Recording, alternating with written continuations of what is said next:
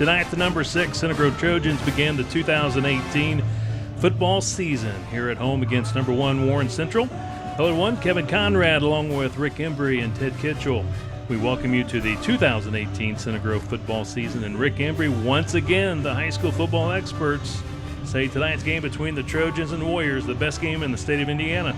Yeah, two top 5 teams preseason ranked. Warren Central comes in at number 1. Everybody's expecting them to be the Ben Davis that from last year, and they're loaded. They're loaded with talent. They have a big-time offensive lineman going to Iowa. They have a unbelievable talent in David Bell out there at wide receiver that pretty much has his pick of where he wants to go in the Big Ten, and should be an incredible challenge for Center Grove in the opening match. Tonight's pregame show is being presented by Allstate, the Bontrager agency of Greenwood. You're in good hands with Allstate. Coming up next, Aaron Holt talks with Center Grove head coach Eric Moore to preview tonight's 2018 season opening game against Warren Central here at Ray Skillman Stadium. This is Center Grove Trojan football.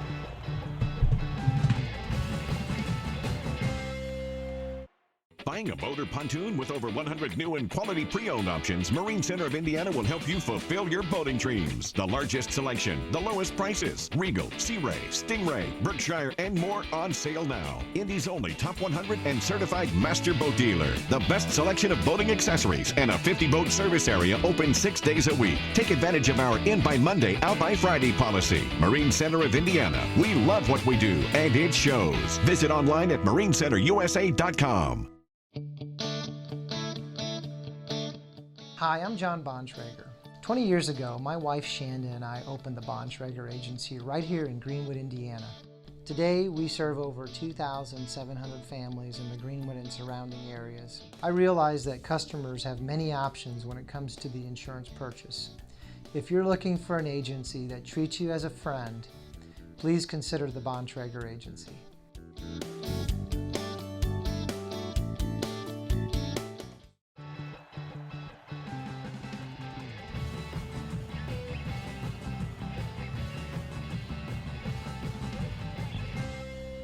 Hello again, everybody. This is the 2018 Center Grove High School football season. This is the pregame show sponsored by the Allstate Bontrager Insurance Agency Group. And alongside me, I have Coach Eric Moore. I'm Aaron Holt. And, Coach, we're excited for the beginning of this season. Nothing like potentially playing in the rain here at Ray Skillman Stadium against the number 1 team in McFo Warren Central. Yeah, it's going to be an exciting night for all the Trojan football fans to get to come to the beautiful Ray Skillman Stadium and start the beginning of the 2018 season. Weather, we really don't care about the weather. We're an all-weather team, so just hopefully we can get started and get a fun night in of great football and great competition. You know, last year we went up to Warren Central and had difficulty starting out the season. Got in a hole 27-0 at half, but made a valiant comeback. Ended up losing by 3 points, but seemed like the team going into that game was different than this year from the standpoint a lot of people had never had varsity experience in any meaningful minutes. This year, a lot different. You have your entire offensive backfield coming back, a lot of experience up front on both sides of the ball, and your corners have some experience as well. Yeah, I mean, in high school, every year is a different story. You know, you lose the front, you got the backs. You lose the backs, you got the front. It's pretty much, usual for a high school team to lose half and get half back. Last year, we were very inexperienced in the skill positions, both offensively and defensively. This year, all of our skill guys pretty much are back, and the defensive backs that are claimed as first-year starters still got on the field and played a lot. But last year's football game, even though it was a loss, 27-24, was one of the greatest games of the year.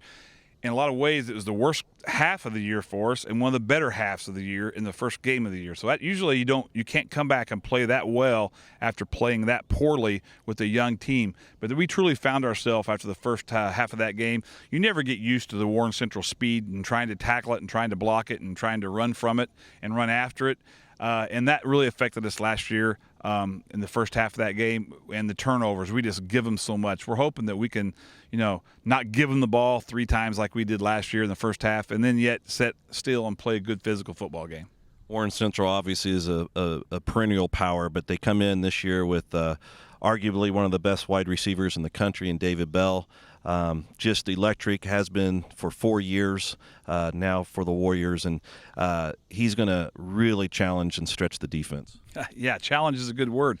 He's a great, obviously, the state championship basketball team with Warren Central. He was the big star there, and he's the big star of the football team as well. They have a lot of other weapons they can go to besides David, but David Bell is as fine a young man as there is in high school football, and as fine a football player as we have in the state. So it's going to be really exciting to compete against him and at that level, and see how our guys can match up against that level of a competitor. But hopefully in the win at the end of the game, we can have a little bit more than he does, and that's all I care about. What's also interesting with Warren this year is they have a returning starter in their quarterback, Jaden George, but also they have a transfer from Cathedral who was the starting quarterback last year for the Irish, and it'll be interesting to see how they manage to play and get both of them on the field. Interesting in this conference, we see a lot of people from other teams getting on one team every once in a while like this. So that's we've seen all these quarterbacks, and you really don't know which one's going to play or how long. Maybe they'll play both, maybe they'll play halves, maybe they'll play quarters, maybe they'll switch them in and out. Really don't know that, and it doesn't matter. They'll be doing the same things. Each one of them will. Each quarterback has a little bit better skill set than the other one does. One runs better, one throws better maybe. I don't know. It's still high school football. A lot of things got to happen up front, and we got to play our line play on defensively and offensively has got to be the thing that wins the game anyway. So it doesn't really matter about the quarterbacks. Looking at the roster this year, one thing that's very glaring and sticks out is the size of our offensive line, and not obviously knowing who's going to get the starts tonight. We potentially have a line that could average somewhere around vicinity of 6'4", 300 pounds. And what's interesting about that is you go back to the John Madden days and you used to talk about the Hogs and the Redskins and how big that offensive line was in the NFL. Their average weight, I went back and looked the other day, is 6'3", 272. So I'd say high school football's changed a bit, and we've had some great lines in the past, not always the biggest, but this is by far the largest line we've had in quite some time. Yeah, size sometimes doesn't matter. Sometimes it does matter in football. We're going to have to persevere and play against a lot of great, quick defenses. I don't think tonight will really tell the story of the line. It's going to be a whole year season of getting better. We do have some size. Like you said, we have probably good size, but still we got to block. We got to know our assignments. We got to get where we're supposed to.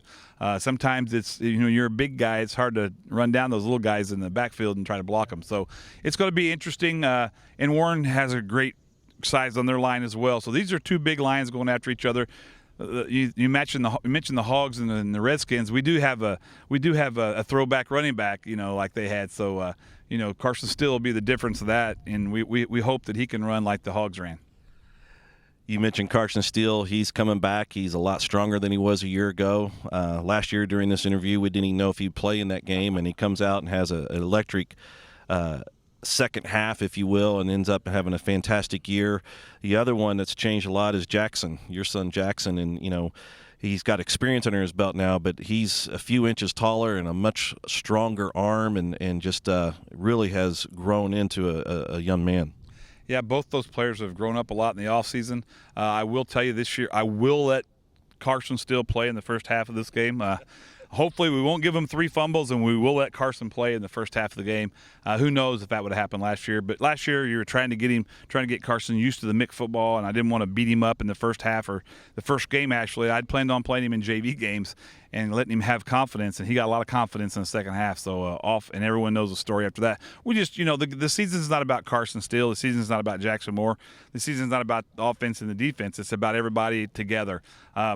No one has to win the game, and no one themselves will lose the game. We tell our quarterbacks from Kyle Geiger in 1999 to Jackson in 2018, it's not the quarterback's job to win the game. It's the quarterback's job not to lose the game for us. Keep us in situations and do what, run the plays correctly and keep everybody organized. If you can make a big play, great. If you can't, we got people to do that. It's also not Carson Steele's job to come out here. I mean, he's carrying the football. We still have to have guys to block. We still have to have guys that tackle, too, on defense. So as it all starts, the defensive line is going to have to come to play against a very, very talented offense, and you got to go from there. Speaking of the defensive line, it's anchored by Lucas Hunter, a senior and committed to Indiana State. He arguably had his best game in the opener last year. He really, really was a force up front against Warren last year, and hopefully he can do that again to start this season. Yeah, he's a force up front. He's a big kid. He's mobile. He's very strong. We're hoping, though, that Brian Gaffney will be overlooked like he is by most defenses or offensive linemen, and his speed and athleticism will come through for us. And expect for Brian Gaffney to make some plays in the Warren Central's offensive backfield tonight. We got a slew of new linebackers that are going to get to play tonight, and we'll let that unfold as it goes. But the experience on the defense is in the secondary, and those guys have got to step up and get us some turnovers, and especially get guys on the ground. If people get away, we got to get them on the ground. That's going to be the secondary's job. One thing's for certain, it's the start of the season. The entire state's going to be looking at Ray Skillman Stadium because of Warren Central Center Grove. It's always a great one to start the entire Indiana State high school football season out on, and we wish you all the luck, and hopefully this will be a great year. Well, we appreciate that. Again, welcome back for the 20th year of Trojan football for myself, and I'm real excited to bring the 20th Trojan football team out of the locker room tonight, and hopefully we can have a great victory against Warren Central. Go Trojans!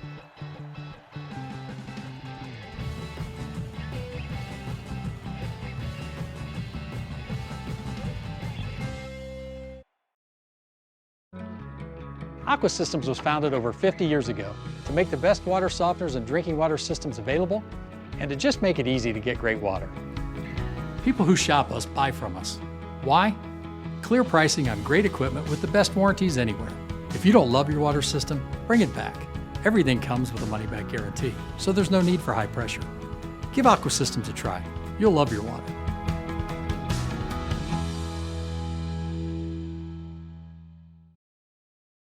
Shop for over 5,000 vehicles in one location, RaySkillmanCars.com. At RaySkillmanCars.com, we make it easy for you to find what you're looking for. Cars, trucks, crossovers, and SUVs, new and used, all with high-quality pictures and full descriptions. And you can schedule a service appointment or apply for credit quickly and easily. Buy with confidence from the dealer that sold over 24,000 new and used vehicles in 2016. Ray Skillman Automotive, 10 brands, 15 locations, or online at RaySkillmanCars.com.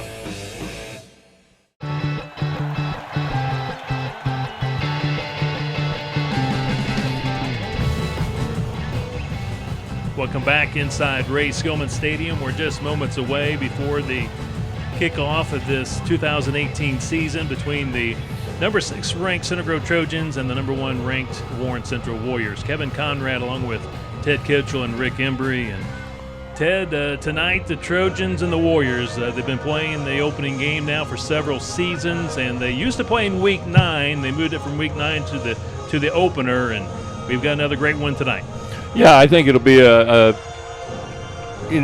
interesting game to watch. I mean, Warren Central comes ranked number 1, really unproven. I mean, last year Ben Davis, they were as good a team to play Ben Davis as anybody. They probably came as close to Ben Davis as anybody, but they're really unproven as far as winning championships. So they're a new team.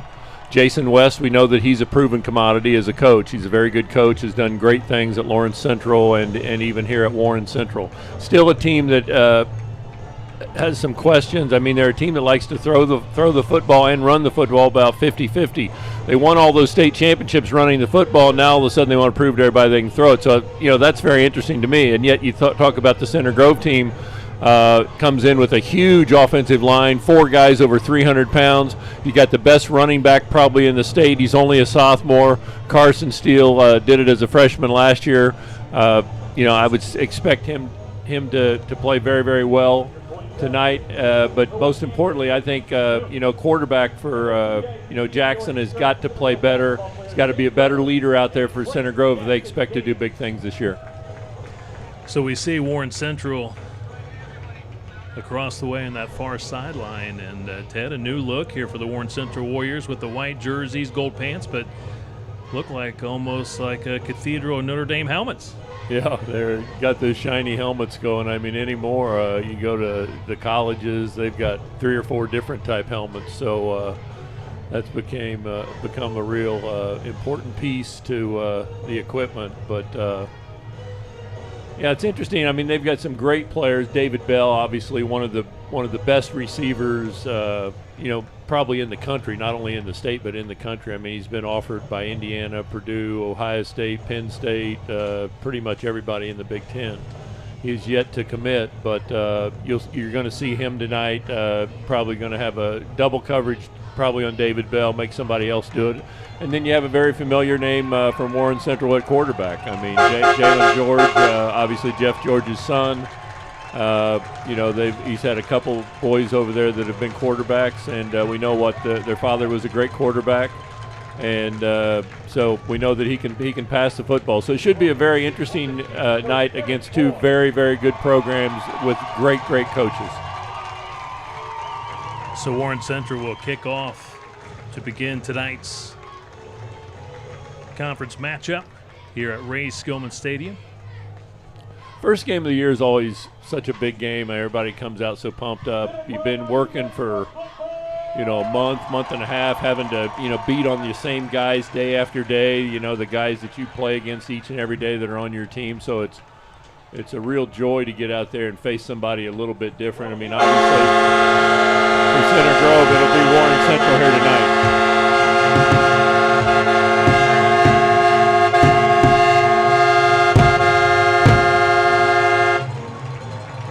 Your 2018 Center Grove Trojans. Captains tonight for Center Grove: Jackson Moore, senior quarterback; Matt Pence, senior defensive back; A.J. Weesey, senior offensive lineman; and Lucas Hunter, senior defensive lineman. Well, you got a lot of returners for Center Grove on their offense. As I mentioned, they've come in with a huge offensive line. 4 of their offensive linemen out of the 5 are at 300 or plus pounds. So, that is a real benefit. They ought to be able to get some big bodies on people and open some holes for Carson Steele. But I think you're going to have to ask some of the other guys in that backfield, Sammy Holt, some of the other guys, Matheson, they're going to have to step up and answer the bell also, because you can't just stick in a number 30's gut every time, because obviously the defense knows what you want to do there too, and they're going to be keying on Carson Steele. So here in the Greenwood area today, rain off and on. Hopefully we'll keep the lightning away. But Ted, I do believe we'll have some more rain as this game moves on. Yeah, it looks like it's a very light rain right now, and the wind has died down. Earlier today there was a little bit of wind with it, but still you would think that would be a benefit for Center Grove. I mean, they're a team that wants to grind it out in the wing tee formation. They're gonna come at you with the same things Eric Moore has come at you from all the years he's been here at Center Grove. Things have not changed. Warren Central, on the other hand, they like to throw the football. Still, why they want to do that, I don't really know, but I guess they feel like that's the most beneficial thing. I mean, they were winning state titles under Kevin Wright when they ran the football 95% of the time, and we watched a team in Ben Davis last year who was very effective with a great leader, a great quarterback that could throw the football and really made it difficult on defenses, and I think that's probably what Jason West and Warren Central would like to do this year with their team. Senior Jason Ramirez will kick off for the Warren Central Warriors. Senior kicker, 5'9", 155 pounds. Back deep for the Trojans, Charlie Ogega, senior. And the 2018 high school football season is underway here at Ray Skillman Stadium. Ogega just inside the 5-yard line, up to the 20, and tripped up as he comes across the 20. So a good return for Charlie Ogega at the 23-yard line, and we'll see the Center Grove Trojan offense under the direction of head quarterback of that squad is going to be Jackson Moore. Yeah, I think it's important that you see number 1 trot on the field there, Jackson Moore. I mean, it's his second year. I mean, and there's going to be more, and I'm sure his father, most of all, is asking more of him. Not only from the quarterback position as far as completing passes and things like that, but most importantly, leadership. I mean, when you play football, your quarterback has to be one of your main leaders, and he's got to play at a very high level each and every night.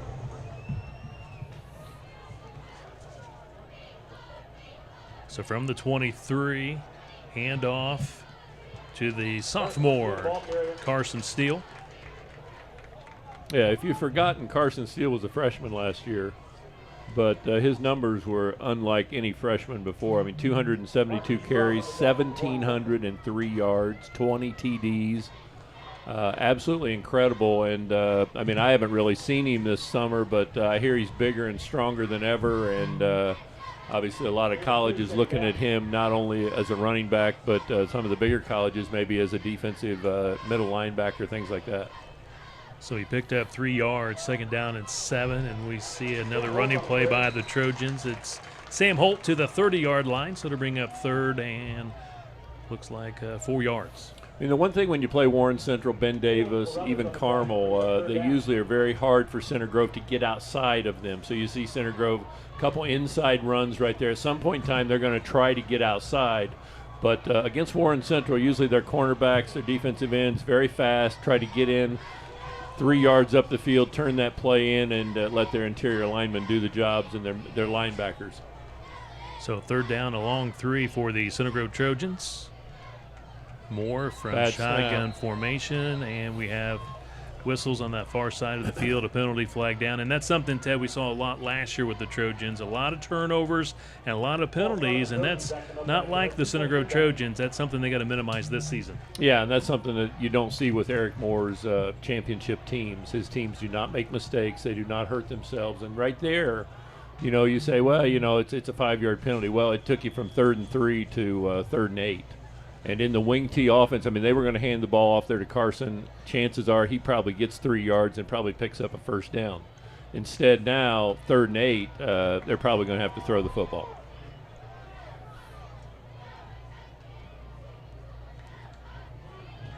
Jackson Moore looking for Jake Keith here on the near side. Throws a beautiful ball, and he drops it at the 39-yard line. It looked like he had it momentarily. Great defense by Warren Central to knock it away. Looks like 31.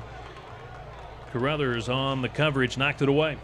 Yeah, it looked like a pretty good play by Jake. I mean, and it was a ball that we've kind of become used to seeing Jackson Moore. He likes to throw the ball up and let his receivers kind of run underneath it. And he did right there, and but I think a very good play was made by the defensive player right there from Warren Central. I think he got a hand in there right at the end, slapped down on the ball, knocked it away, brings up 4th down for Center Grove in a punting situation. 4th and 8, we'll see P.J. Buck, one of the best in the state of Indiana, takes care of the snap from Gaffney. Block. It is blocked and recovered by Warren Central at the 15-yard line. Again, a little bit of a snap high and to the right. And Warren Central, they got him quickly. Well, as a punter, I mean, you see it right here.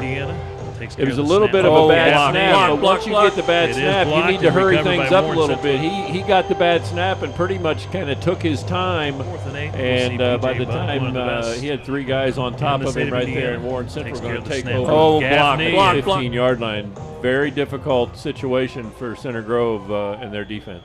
Ron Gill, number 56, for Warren Central with the block punt. 1st and 10 for the Warriors.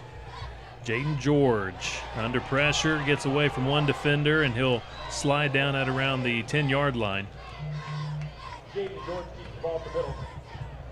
That was a pretty good move by George right there. It looked like he was going to be sacked as they come up the middle. He's looking, Center Grove takes something away. It looks like right here he's going to get sacked. He ends up picking up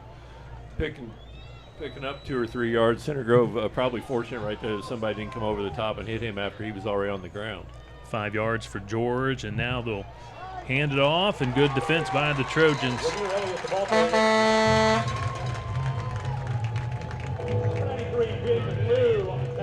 Romere Elliott with the run. Gets a couple of yards. Very nice job by Center Grove. 3rd down and about 3 right here. Same situation Center Grove had when they committed the mistake. Let's see what Warren Central does with their 3rd down and 3. Saw linebacker Gabe Boyd in on the stop, among others, for the Trojans. So, Ted, big play here, 3rd and 3. Yeah, very big. You would think at 3rd and 3, you would think that this is 4-down territory. If they're willing to kick the field goal, I'd be very surprised. George will take majority of the snaps tonight from shotgun formation. They run the football. Looks like they just got inside the 5, right at that 1st down marker. That's Elliott with the carry, and they do whistle or do indicate 1st down. Yeah, it's a very good move right here. You can see he kind of pitches it to him. He does one little hop move, and that got him the 1st down. And now they're sitting inside the 5-yard line, 1st down and goal.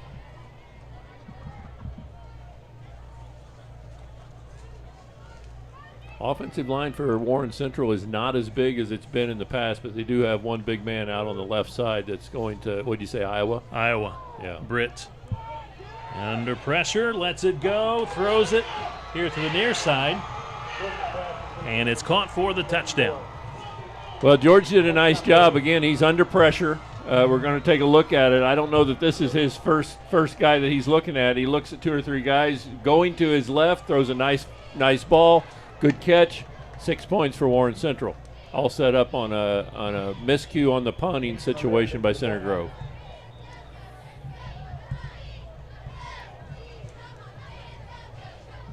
Ramirez to attempt the Bad PAT. bad snap. And he's going to try to run the ball. Now throws it, and it's incomplete. So it's 6-0. Warren Central striking first here in the opening quarter with 8:24 to play. And again, the Warriors capitalizing off of Ron Gill's block punt of P.J. Buck, and they score again to Moore on a 4-yard touchdown pass. Yeah, not exactly the film you probably want to send out, whether it be Center Grove or Warren Central. I didn't think Warren Central's offense necessarily was, looked like they were on top of their game, but they were able to catch the football and get it in the end zone, but even on the extra point right there. I mean, that was very sloppy. You know that they've practiced that. They've worked on it each day. Probably at the end of practice, you got to make 2 or 3 of those before you can go in, and they hike it back on the ground. They're not able to come up with it. And we know for sure in this conference 1 point can be very, very big when it comes towards the end of the year. Tonight's game being presented by Allstate, the Bontrager Agency of Greenwood. By Texas Roadhouse.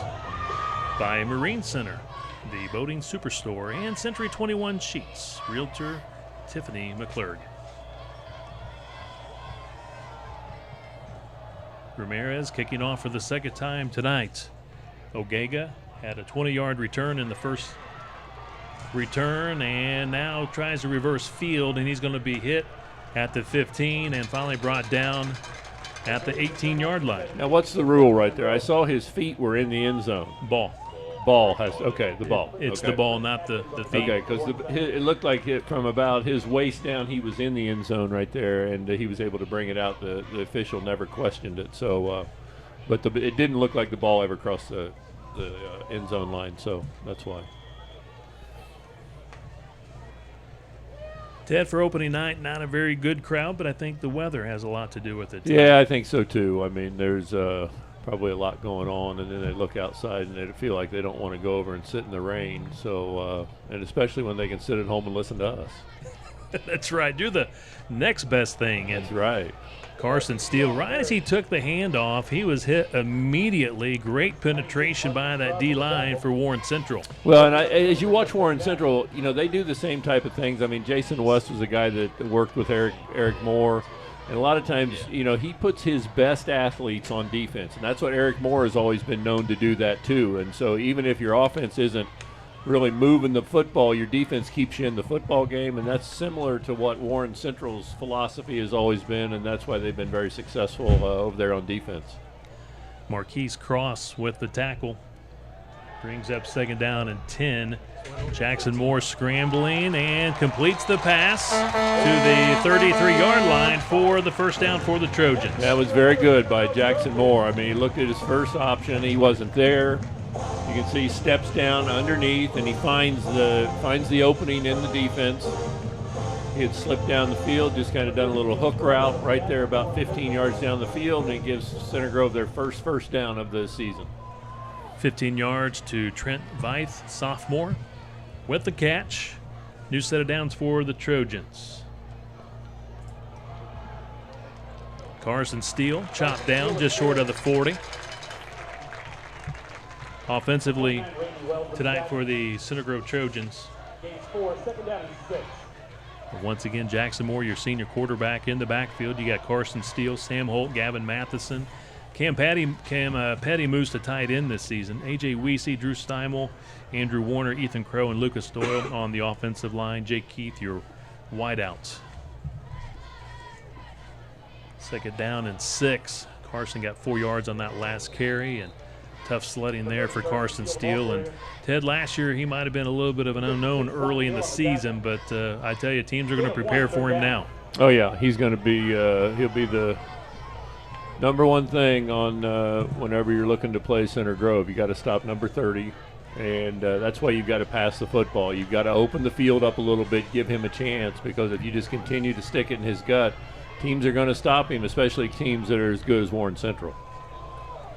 So 3rd down and 6 here for the Trojans. Jackson Moore, screen pass complete to Petty at tight end, and he will carry the football close to midfield. Another Center Grove first down. Well, very, very good job by Jackson Moore and Carson Steele. Watch Carson. He's going to look to his right like he's going to throw it to Carson Steele out here on the right side. He throws it to Cam Petty. On the other side, Cam's able to use his running back skills and pick up another first down for Center Grove, and Center Grove doing a nice job moving the football. Cam Petty, 10 yards, looked very comfortable at tight end last year. In the backfield, moved to tight end here for his senior year. Heard he's looked really good here in the offseason. Jackson Moore under center. Hand off Ogega, first carry of the night, and he finds some good positive yards. Taken down just short of the 45. He'll be spotted at the 47-yard line. He picks up 5. Yeah, anytime you can pick up 5 yards against Warren Central, you got to be happy. He does a nice job of waiting on his blocking, makes a cut back there, picks up 5 big yards. A lot more options at 2nd down and 5 than 2nd down and 10. On the D-line for Warren Central, you got Thompson, Gill, Wade, and Cross. Linebackers are Hastings, Boyd, and Monner. And they'll go to a quick hitter with Carson Steele, first down. Take it down at the 47 yards for the sophomore Carson Steele. And Ted, the Trojans putting together a pretty nice drive. Yeah, if you've forgotten, what made and has made Carson Steele great, watch his feet right here. I mean, he just kind of dances around. He's got real light on his feet. He's able to move each way. He sheds blockers. He's just a wonderful running back, a great football player. And Eric Moore's done a nice job bringing him up. Ball spotted at the 39. 1st and 10. Carson Steele puts on the brakes, kind of does a nice cut back to his left, picks up some positive yards, some extracurricular activity after the play. Cam Petty involved in that. I don't think the Trojan fans are too surprised by that. He's quite a competitor. And the referee's not going to call anything. They're going to let it go on. But good carry on first down for Carson Steele. Yeah, very good carry. I mean, he picked 6 up yards. 6, almost 7 yards right there. Again, there at the end, I mean, after he'd only picked up 5 yards, he dove forward and picked up a couple extras. So delayed handoff. And now after the play, once again, Cam Petty involved in something. Let's see if this goes against Warren Central or Center Grove, but flags come out following the play, and Matheson only got a couple of yards, but Ted, these penalty flags could cost Center Grove. I'd be surprised if it didn't against both guys. Could be offsetting against Center Grove and against Warren, so offsetting penalties. That's what I thought it would be. So they'll just replay 3rd down, right? Yep, 3rd down and 2 would be redone. And if you're Cam Petty, you've done it twice now. You've gotten into it. You want to stay away from that. You don't want to get into something right here and cost your team yards.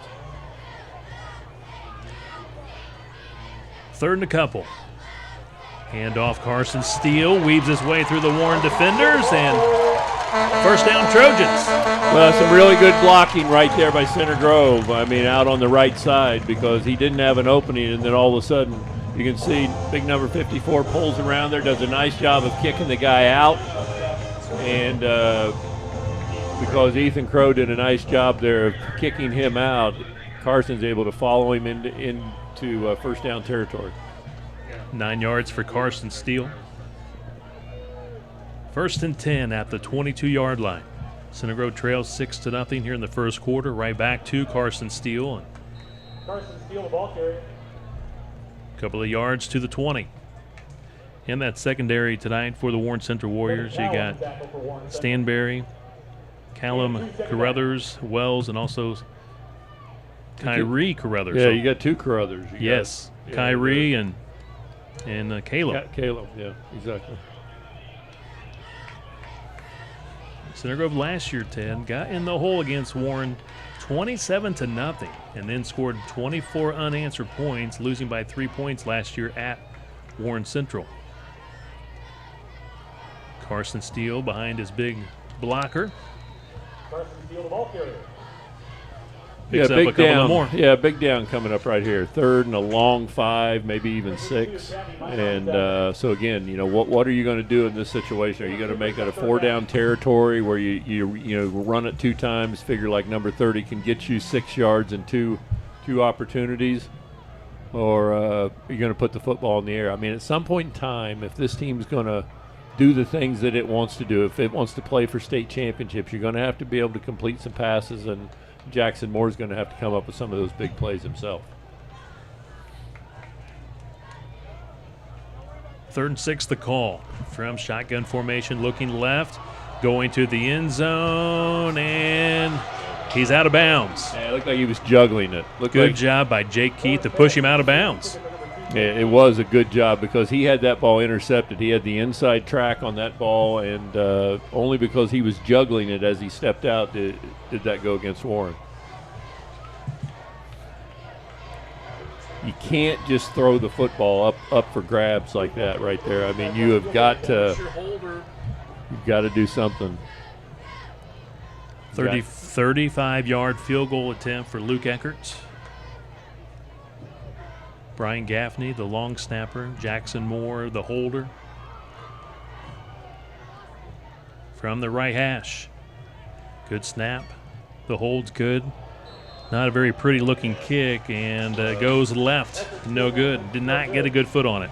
Yeah, that's too bad because the offense did a nice job of moving the football deliberately up the field, picking up first downs, which is important. I mean, you want to gain some confidence in the game that you can move the football, but when it came down to 3rd and 6, Warren Central able to come up with a big play. So for the Trojans, 2 offensive drives. The first one resulted in a block punt. Warren Central capitalized off the turnover, scoring a touchdown at the 8:24 mark here in the first quarter. PAT was no good, and now the Trojans on their second drive, a very solid drive, but stalled here at the end, and a missed 35-yard field goal, and Jaden George goes underneath. Completed pass to Montrez Stanley, the senior tight end, 6'2", 205 pounds. Gets a couple of yards. Not many. I mean, Center Grove's defense did a nice job of coming up. It was a little kind of hold the ball, let your man cross underneath, and Center Grove read that very well and held it to a minimal gain. Senior linebacker Drew Green with the tackle. Warren Central running the ball to the 24-yard line. Elliott, senior, with the carry. Gets a couple of yards, brings up 3rd down. 3rd down and 6.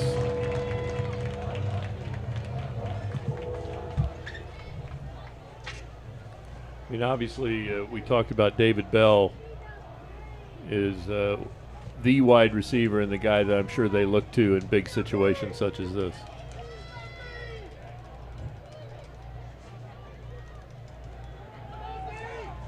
Going underneath, completed pass for the first down to the 35-yard line. Yeah, Elliott, he came out of the backfield right there, and nobody picked him up, and George did a nice job of looking off and then throwing it back to him, and they were able to pick up a big first down.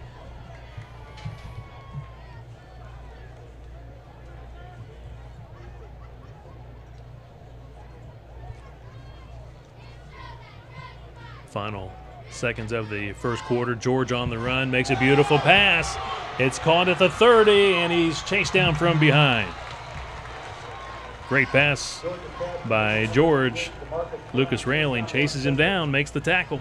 49 yards. Again, I mean, that's a well-thrown ball. I mean, he is going to his left. If you're a right-hander, it's one thing to go right and throw the football. When you're going left and throwing against your body, I mean, he was very accurate, did a nice job, and a huge pickup for Warren Central. to Marcus Brown with the reception. And that will be the end of the first quarter here at Ray Skillman Stadium between Center Grove and Warren Central.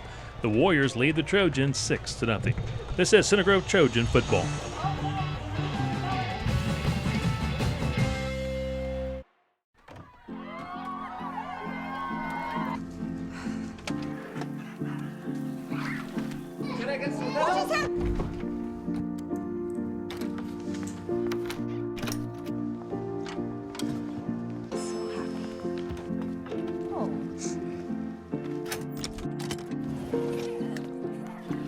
Whatever they went through together. Welcome, guys. Life well planned. See what a Raymond James financial advisor can do for you.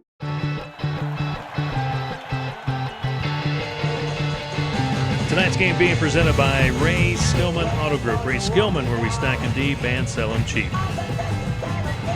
By Pointer Sheet Metal. By Travis Creek Stables. And by Raymond James. Center Grove trailing Warren Central 6-0 as we get things underway here in quarter number 2.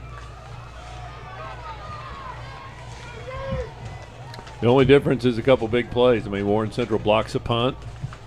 That's a huge play, and then they just, had a pass that went for about 60 yards right here to put them in great field position once again. First and 10 to begin the second quarter, and George wrapped up and take it down. Lucas Hunter gets his first sack of the season. Yeah, it's a defensive backfield stop right there. George looked to his first receiver, and he was not open. And a good job by him to pull it down and live to die another day. I mean, live to play another down. I mean, he's second down and 12. He feels like rather than throw it in a bad situation, just take the loss and try to pick it up here. Second down and 13, nearly picked off by the Trojans.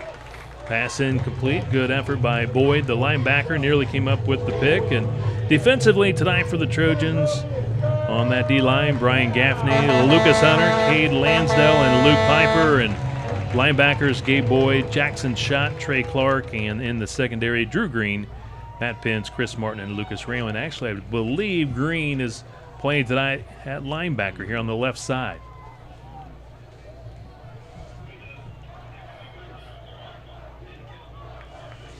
Got to know where number 4 is. He's over on your left. Third and 13 from the gun. Looking right, throwing right, and it's complete at the 5. He falls forward to the 3-yard line. First and goal, Warren Central. Well, it's a really well-thrown ball. I mean, Center Grove, he throws that between about 3 Center Grove defenders. You can see throws it right down there's 3 of them right there, and Warren Central, man, stepped right in there, able to pick it, and gives them a first down at the 3-yard line. 17 yards, George to Latavius Goods. First and goal at the 3. Elliott hesitates and now finds the opening. He's in there for the touchdown, and Warren Central now leads it 12-zip. Yeah, very similar to, as you said, last year. I mean, they got Center Grove got behind 27-0, and they finally woke up in the second half and played one of their best second halves of the season against a very good football team. It almost came back and got a victory. But so far, Warren Central stepping up when it needs to on third down, picking up big first downs, and putting themselves in very good position. Extra point kick is good, and it makes it now 13-zip Warren Central. The Center Grove's offense did a nice job of moving the football down the field, picking up yardage, both passing and running the football. But you got to come away with some points. So even if it's 3 points, I mean, you feel like you need to come away with some points right there. And that's a play that right now that the George for Warren Central, he's making the play, and he's picking up the third down, and right now Center Grove is not doing that and not picking up the first down, and that's all that, it's a very small difference, but that's the difference in the football game so far. Looking at some other scores tonight in the MIC here on the Handoff Financial Services scoreboard early on. We have North Central leading Fisher 7-0. Carmel playing Louisville Trinity at home tonight, and Louisville Trinity in front 7-0. Zionsville with a 1-point lead over Pike, 7-6. Cathedral winning big over Noblesville, 24-7. That game in the second quarter at Lucas Oil Stadium. Avon in front of Plainfield, 14-0. So some other scores in the area tonight. Here at Ray Skillman Stadium, 13-0. Warren Central leading the Center Grove Trojans. Ogega's had some couple of decent returns tonight, just inside the 5, and he is twisted around at the 25-yard line. And Ted, he may have got somebody may have got a piece of his face mask. Yeah, the way he flipped him around, you don't know if they got a hold of it. Here it comes. He's coming at you right here. Yeah, it looked like somebody got a hold of his face mask. I couldn't tell if somebody got a hold of his shoulder pad or if they got a hold of his face mask, but the way that his face mask turned right there, it looked like they got a 15-yard personal foul face mask. Loosen your neck up. 22-yard return by Ogega. 15-yard penalty tacked on at the end. For Warren Central on that last offensive drive, 8 plays, 5 through the air, 3 on the ground, 80 yards, 2 minutes, 50 seconds is what it took. And Elliott, 3-yard touchdown run to put Warren Central in front, 13-0. So with the penalty, 1st and 10 at the 40 for the Trojans. Inside handoff, Carson Steele gets around one defender, stiff arms, trying to get to the perimeter and tripped up at the 49-yard line. Stanberry trips him up, otherwise he probably gets another 10 yards. Yeah, if you give him some openings, I mean, he can. He knows what to do with it. Center Grove does a nice job blocking on the left side right there, gives him an opening, it picks up 9.5 yards. 2nd down and 1, and Ted, the first offensive drive tonight, the Trojans obviously struggled, but the last drive, they put something together and just couldn't quite finish it off. Yeah, they've. That's what I was interested to see. I mean, what type of things are they going to do? There's a good first down pickup right there by Ogega. Runs out of bounds at the Warren Central 47-yard line. 4 yards on his second carry of the night. He was the man in motion, the wing back, and did a great job to turn it up and get what he could, and he does get a Trojan first down. Well, I mean, Eric Moore is standing over here looking for somebody other than number 30 to step up and start making some yards for him, and it's a great opportunity for whoever wants to do that. Ogega looked very good right there. New set of downs, back to the sophomore, and 2 guys wrapped him up, and they still had a difficult time putting him to the turf. He finally is wrestled down at the Warren 45. He gets 2. Yeah, you can see how strong he is right here. They get a hold of him wrapped, and he still gets back to that line. I mean, he still picks up 2 yards. So Minor, linebacker, is the one that wrapped him up and finally got him down to the turf. I'll say Carson's put on another, I think, 10 to 15 pounds of bulk during the offseason, Ted. Yeah, that's what I had heard. I had heard that he was extremely strong, big in the weight room.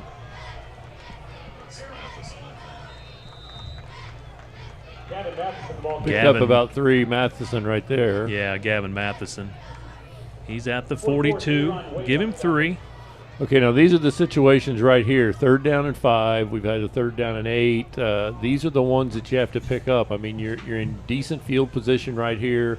This is huge, to keep your momentum moving in the right direction. But you've got to have a positive play right here. And let's see what Center Grove does with it. On 3rd and 5, middle screen. Gavin Matheson, he's got a lot of turf in front of him.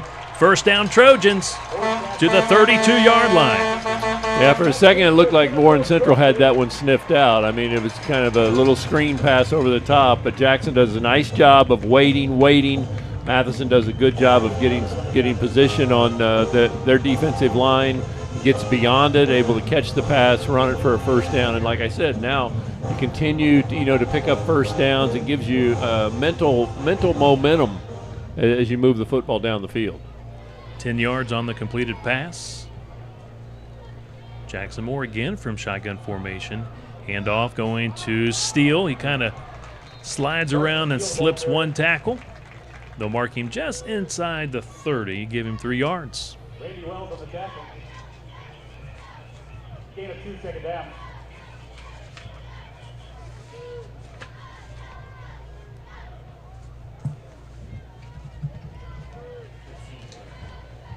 Second down and 8, the call here for Coach Moore and the Center Grove Trojans. Jason West, head coach for Warren Central. Years ago was an assistant coach under Coach Eric Moore. Ogega in motion, takes the handoff, cuts it up, 25 and out of bounds at the 21-yard line. And we have a player down hurt for the Center Grove Trojans, one of the offensive linemen. That is Drew Steimel, number 51. He's a junior offensive lineman, and he is down at the 31-yard line. And quickly, Coach Moore out on the field to check out Drew Steimel along with trainer Dave. 8 yards for Ogega. He gets the first down, Ted, and Ogega's looked pretty good here tonight on 3 of his runs. Well, he's done a good job of reading his blocks out in front of him. He's just not taking the ball and just running. I mean, he's waiting for his lineman to give him some openings, and he's done a nice job of following his blocking and picking up some big, important yards for Center Grove. Looks like for Steimel, they're looking at that left leg, left knee, maybe left ankle area. He's one of the big old linemen for the Center Grove Trojans. Tonight's game being presented in part by Magnolia Boutique. Magnolia Boutique is a trendy, budget-friendly online women's clothing boutique where they've been rated as Indiana's #1 online clothing boutique for the 2nd year in a row. They offer free shipping and same-day local pickup in their Franklin warehouse. Come check out the latest fashion trends at magnoliaboutique.com. Well, he's able to walk off on his own power, so that's a good sign. He doesn't look like he's hurt too bad. So, you have to really be careful in today's world as far as that. But they haven't taken him over to the table to examine him.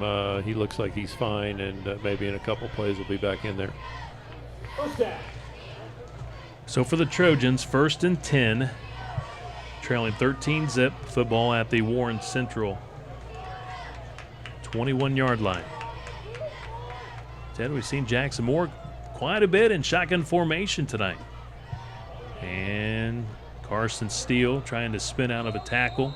One of the Center Grove offensive linemen losing his helmet. So he'll have to come off for one play. That is Ethan Crow losing his helmet. He is replaced by Ben Seifert. Couple of tough yards there for Carson Steele. Yeah, not much there in the middle. Warren Central's done a nice job when they've gotten down to this part of the field.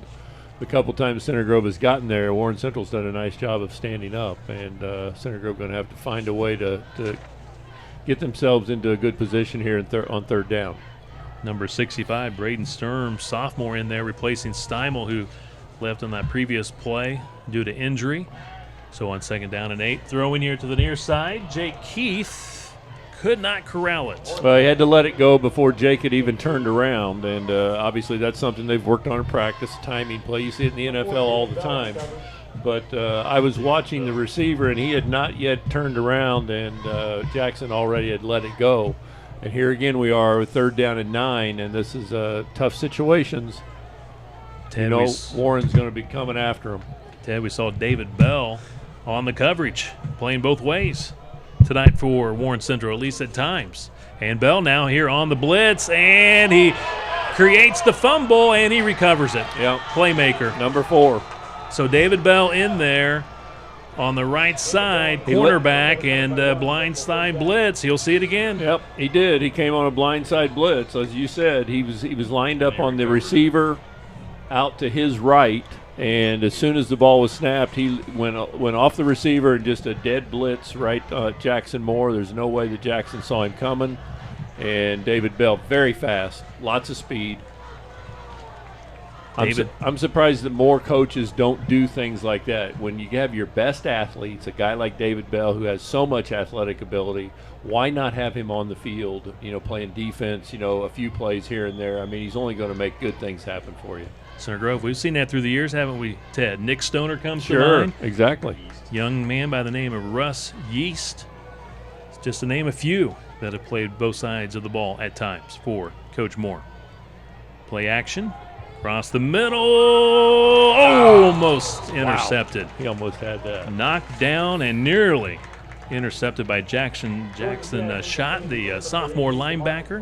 Wow, that ball's thrown into about 4 Center Grove defenders right here. I mean, he shows that he's got a really strong arm, but boy, I don't think that window's big enough that you want to pass it in there.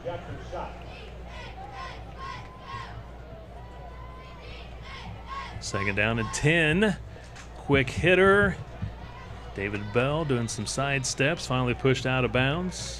So talented. He has a lot of offers. He could also play basketball, of course, help lead Warren Central to the state championship this past season. He's just so light on his feet. I mean, when you watch him in warm-ups, you can see some people just glide around the football field, and he's one of them. And when he's running pass routes, obviously the same thing. And you saw him on that blitz defensively. I mean, the man is very fast. 3rd and 3. Quick hitter, and I believe, Ted, he's got the first down. Once again, they go to David Bell. And those are the type passes we saw Ben Davis just continuously throw last year. Just eat away at you. 3 yards, 5 yards, 8 yards. And as soon as your man, your cornerback turns to move, then they hook. They throw a little pass right there. At what point in time are they going to hook and go? So you have to be really, really careful. 1st and 10. Elliott gets down that far sideline. Railing chasing him, missed him, and he misses the next one. And now he's going to be taken down just shy of the 10-yard line. What a run by Elliott. Again, we saw Lucas Railing try to tackle him, could not. Jackson Schott, 25, came over. 46 yards for Elliott. Yeah, and that's what passing the football does for you. I mean, as far as the running game, it opens things up. I mean, the defense gets to a point where they think you're going to pass it, and it opens up your run. But Warren Central has mixed things up tonight here and been very successful at it. Pass incomplete. Again, similar to the same thing Center Grove did the last time down. I mean, George is going to let this football go before his receiver turns around, and there's just not much distance between them. And as soon as the receiver turns around, the ball is on top of him, and he just can't make the connection quick enough. 2nd and goal at the 10. George, ball was tipped at the line of scrimmage. 3rd down. Yeah, a lot of timing passes in their pass play, which obviously has been made very popular in the NFL. Peyton Manning, his timing plays, were fantastic over his career, and the same type of things colleges. A lot of the colleges have started doing, to throw the football, and a lot of the high schools are just starting to do. Here we are, 3rd down and goal once again. George pumps, fires, and incomplete pass. Miscommunication with his receiver. He threw it outside. His receiver went more to the inside. So now what do you do on 4th and goal? We'll see the field goal unit here for Warren Central. Yeah, a little surprise right there. I mean, usually I'm sure that's a read, and I'm sure the receiver felt like he read it correctly, but whatever he read wasn't the same thing that George read, and he obviously threw the football away. 27-yard field goal attempt here for Jason Ramirez. Plenty of leg, and it is no good. He struggled during warm-ups tonight with extra point kicks and field goals. I believe that one was missed to the left. So the score remains 13-0 in favor of Warren Central with 5:47 left to play here in the first half. Tonight's game being presented in part by Cryotherapy Associates, bringing a new age of health, fitness, and beauty to the south side of Indianapolis. Cryotherapy has been used for years to boost athletic performance and minimize recovery times from training or injury. Increased blood flow maximizes oxygen and nutrient delivery to decrease healing time for your body's damaged zones. Cryotherapy Associates, proud to support the Trojans. Give them a call, 317-886-4556. Well, if you're Center Grove, you got 5:47 to try to put some points on the board, and that would be a big momentum boost going into halftime. Charlie O'Gega, the ball carrier. Warren Central starting to feel pretty good about themselves defensively. They're starting to put a lot of pressure, starting to put a lot of pressure on the quarterback when he's in the pocket. Right there, their linebackers came up quickly.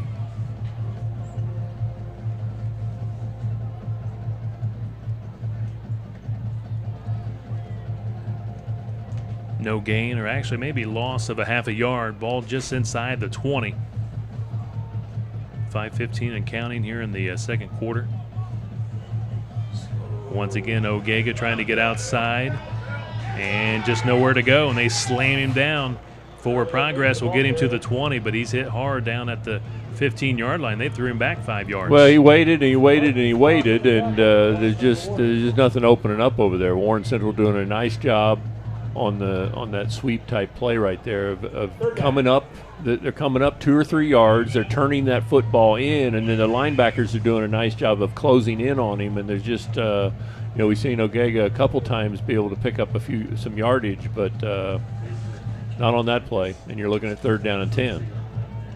You're also looking at, if you don't pick up a first down, I mean, without a good punt, Warren Central is going to have good field position once again. Jackson Moore to Carson Steele, and again, not fooled. They were ready for that, and a flag thrown behind the play. Looked like a hold, probably. One would think they'll decline it, force a 4th and long, and we'll see the punting unit once again for the Trojans. Yeah, it was a hold on Center Grove, and now Buck's going to be back in there to punt. I mean, we know what happened on the first time, but he was one of the best punters in the state last year. Did a nice job yardage-wise, almost 40 yards a punt. Did a nice job of getting it inside the 20. I mean, he's not in a situation where he's thinking about getting it inside the 20. He's trying to kick it as best he can right here, but let's see if we can get a good snap and a good punt. David Bell. Dangerous. Dangerous. David Bell back deep for Warren Central. Do not punt it to this young man. He's just too dangerous. One would think PJ will try to angle this one out of bounds. Bell will do everything he can to catch this football and move it if he can. Brian Gaffney, long snapper, good snap, and PJ will come here to the near side, and it's going to drop at the 40 and roll out of bounds. That's a good job. At the 36-yard line. So again, he punted the ball away from the very dangerous David Bell. It's a 44-yard punt. Outstanding. I mean, in that situation, after what happened the first punt, to come back, got a good snap, good kick. He kicked it away from the receiver, David Bell. Very dangerous, guy back there to have back. So well done by Center Grove and Buck. Tonight's game being presented in part by Stack Pickle. The Greenwood Stack Pickle offers guests a comfortable, casual dining experience, a full menu, a variety of events, and legendary customer service. The Greenwood Stack Pickle, proud to support the Center Grove Trojans. Elliott hit shy of the 40-yard line. Pence comes up to make the initial hit on him. Also Max Baker in on the stop as well. You'll see Pence, 33, come in right there. Yeah, he made the good play. I mean, he had Center Grove had the guy on top, but Pence came down low and got his feet out from under him. David Bell in motion, and they throw it to David Bell. They get the ball to him in open space, and he gets the first down. And dangerous. The Trojan defender was able to ride him down from behind. That is railing. If he does not make that tackle from behind, he probably goes for the touchdown. You see, they had him in there tight. They had him in there almost like a running back, and he went in motion. And then as soon as George is able to get the snap, he just kind of throws it out as a little screen. All they want is to get David Bell in open field situations and let him deal.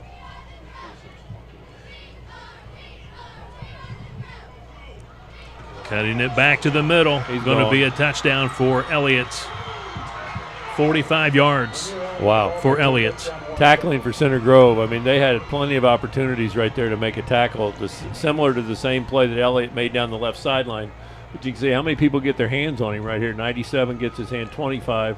He just runs away from him, runs through arm tackles, and puts points up on the board. Very similar, again, as we mentioned, to last year's game. Second touchdown of the night for Elliott. That one goes for 45 yards, and it is very quiet here at Ray Skillman Stadium here on the near side. Center Grove down 19-zip. Yeah, defensively, there's just not much fire in the defense out there. I mean, defense, you can have the linemen and the middle linebackers. You can have all the stuff you have, but you got to play with passion when you're out there playing defense. And I think Coach Moore at halftime might ask for a little bit more passion from his defensive unit. So the Trojans trail 20-0 after that 45-yard touchdown run. As we see it again, nice stiff arm, very strong run by Ramir Elliott. Yeah, I mean, he doesn't get a lot of publicity, but he had quite a good year last year, and then he started off tonight. I mean, he's got to be close to 100 yards here tonight on probably, 6 or 7 carries. So nice job by their running game. Tonight's game being presented in part by Angel Animal Hospital. Angel Animal Hospital's goal is to practice the highest quality medicine, dentistry, and surgery with compassion and emphasis on client education. Angel Animal Hospital, proud to support the Center Grove Trojans. I mean, if you're Jason West, the thing you worry about in games like this, it's like when they played Center Grove last year, is Warren Central has a tendency to, once they get ahead by 3 touchdowns, they kind of lose interest, We've come over here, we've kicked their butt, we've done their things. All of a sudden they look up, it's, last year, and it's 27-24, and Center Grove's got the football with a chance to go ahead. But, when they play good football teams like the Ben Davis game last year, I mean, they were very competitive. They were the only team that was able to hang with Ben Davis at all. Wow. It rolls to the end zone. A gutsy play there by Ogega. Well, I mean, in that situation, it's okay to let the ball go, but you might want to be within 3 or 4 yards of it in case it doesn't, so you can pick it up. I mean, he was up at the 10 or 12-yard line hoping that ball was going to get in the end zone. I mean, you need to be standing right there over the top of it. Luckily, that can't be right. It's 25 or 20 or 25. Yeah. It's at the 20. High school football, it's the 20. Okay. I think they just, didn't realize they had it at the 15 there for a second. So 3:02 to play. Center Grove last year got down, Ted, like we mentioned before, 27-zip at Warren Central. And right before halftime, Carson Steele scored a touchdown, and that got things going for the Trojans for the second half. Again, they scored 24 unanswered points, but we're seeing something similar here tonight. Center Grove down 20-zip, and, boy, they went low on Carson that time, and he's a little slow to get up. I know that's a way to get him down. I mean, it's the same thing in the pros. You watch a guy, like Gronkowski. I mean, they continuously dive at his knees. I hate watching that. I hate, they don't want you hitting people in the head and everything, but it's okay to just screw somebody's knees up. I would much rather see him tackle at the waist, but I guess that's football. Carson did get 3 yards, so second down and 7. Jackson Moore here to the near side. What a catch by Carson Steele. Good catch. 2 Warren Central guys kind of run into each other and knocked him off, but a good catch by Carson, good throw by Jackson. You have to be careful in this situation. You can't just get out there and just fire one. Warren Central is good enough defensively. They could pick it off, run it back for a touchdown, pick it off, put their offense in great field position. So, again, you're looking at 3rd down and a long 5 probably right here. Once again, you saw number 4, David Bell, out there on the tackle along with Fred Talley. So, again, they're using David Bell on both sides of the ball. You see him here on the right side. He's matched up with Jake Keith. 3rd and 4. Handoff. They didn't get it. Carson Steele is going to be 2 yards short of the first down, so we'll see P.J. Buck come out once again to punt, and whistles on the field. A timeout called by Jason West of Warren Central. And Ted, we had the same start last year at Warren Central where the fans really, for Center Grove, didn't have anything to cheer about. And all of a sudden, things started clicking late in the first half and obviously into the second half, but right now the Trojans are struggling. Yeah, they really are. Is that number 43 down? 42, I for thought. Warren Central. That could be Boyd, Rondell Boyd, 42. Yeah, they need to get a little pep in their play, Center Grove. I'm sure Eric gonna, when you play this game of football, I mean, a lot of it has to do with passion. I mean, you can set up the plays and you can block this guy and block that guy, but it comes down to playing with a tremendous amount of passion. You watch the guys in the NFL, the guys that really put their heart and souls into it. I mean, they're the ones who are most successful, and that's what Eric's going to ask at halftime from his team. One thing you need to watch right here is Warren Central and Jason West. I mean, he's going to come after that punter. If you're Buck back there, you know that you need to catch it and you need to get it off as best you can, but most importantly as quick as you can, because they've blocked one and they're going to be pinning their ears back coming for you this time too. Tonight's game being presented by Travis Creek Stables. Travis Creek Stables facility features 15 acres of land complete with 27 stalls, a fully heated barn, and indoor arena, beautiful temperature-controlled lounge with viewing areas, and an outdoor arena to accommodate their expanding training and lesson program. They had a big horse show this past weekend at Travis Creek Stables, a great facility. They're a proud supporter of Center Grove Trojan football.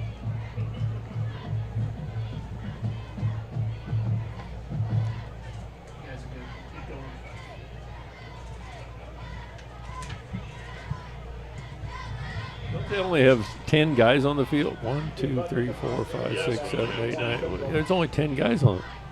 Here comes 17 running on late for the Center Grove Trojans, Max Baker. Boy, you don't want to do that. That's one more thing for the coach to just unload on you. So Buck back to punt. Good snap, good kick. David Bell, he's got a chance to return it from his own 34. He's got some moves to the 45. He's to the 50, and once again, it's Railing. Gets a piece of his jersey and rips him down at the 40. He hung with him, and that's the only thing that kept him. I mean, now there's a flag on the play, so there might be a block. Behind the play, the guy. Yeah, there was a. So Railing twice tonight has grabbed his jersey and pulled him down. He might want to tuck that jersey in. I'll tell you what, he just glides around the football field. I mean, he's so fast, so quick. So they're talking things over on the field about this penalty, and score here 20-0. The Warriors lead the Trojans. Some other scores: you got North Central leading Fishers 14-0 here on the Gandalf Financial Services scoreboard. Louisville Trinity trailing Carmel. Carmel back in front there, 10-7. That's in the second quarter. Trinity usually has some really good football teams down there. New Palestine 21-0 over Kokomo. We show that because Center Grove will play at New Palestine next week. First time ever the Dragons and Trojans have played in football. Avon shutting out Plainfield 21-0. Roncalli and Southport tied at 7-7. Avon, the team that put Center Grove out last year. Hamilton Southeastern and Lawrence Central scoreless. That's in the first quarter at Lucas Oil Stadium. And Tech and Ben Davis, first quarter score, still no score. Better be awake here. There's only a minute 12. I do not expect Warren Central to just kneel it down and go in at halftime with this lead. I expect that they're going to try to get an opportunity to run their 2-minute offense right here, even though there's only a minute 12 left, but a chance to work on that, see what they can do, and see if they can put more points on the board.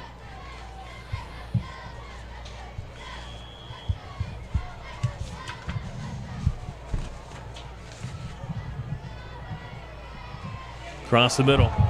Ball was tipped. Just let him a little bit too much. That's 88, DeMarcus Brown. He was open. Yeah, he got his hands on the football. It looked like it was a well-thrown football. Here you're going to take a look at it.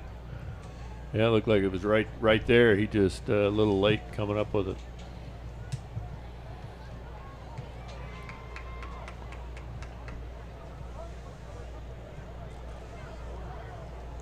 Second down and 10. Stands tall in the pocket. Completes the pass, and they knock him out of bounds. They cannot get Stanley down. He's the big tight end, 6'2", 205. They hit him, Ted, you'll see, but they just didn't wrap him. He catches wrap. the football, and right here the guy gets a pretty good hit on him. He just bounces right off and picks up another 5 yards and puts him in a position to pick up a first down and 3rd down and 2. You got to know they're probably going to run the football right here with Elliott. And you're right, flag thrown. Down, looks like a hold. He gets it to the 49, and it is enough for a first down, but it'll be what we think nullified Looked by like a the hold. penalty flag. Yep, holding. So it'll still be 3rd down and what, about 12 now?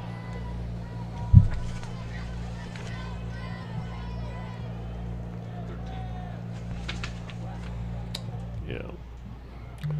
3rd down and about 13.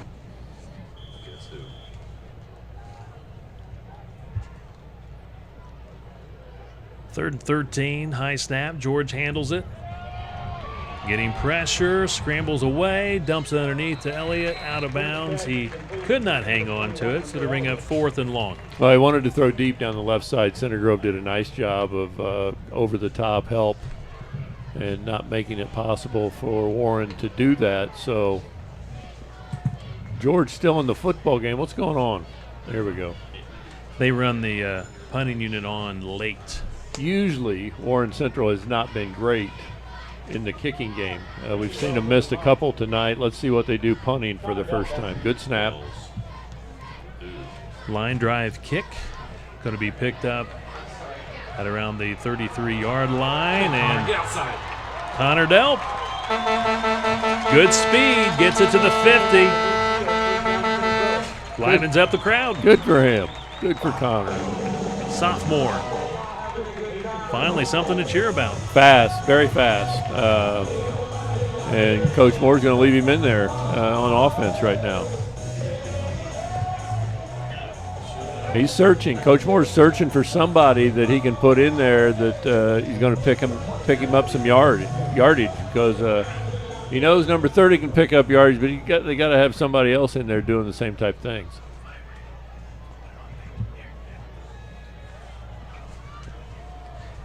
Trying to find Connor Delp here to the near side and sails it over the head of Connor. Yeah, Inside a minute to go. Warren First half. Central did a nice job of taking that out. The only thing, Connor's a little small, but he's got tremendous speed, great heart. Has been playing the quarterback position for a number of years, and now they're putting him in at different positions, sometimes putting him in at the running back position, having him use the speed that he has.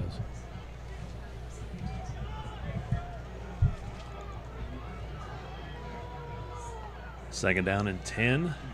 Jackson Moore looking across the middle, finds Connor Delp, and using that speed, and doesn't quite get out of bounds.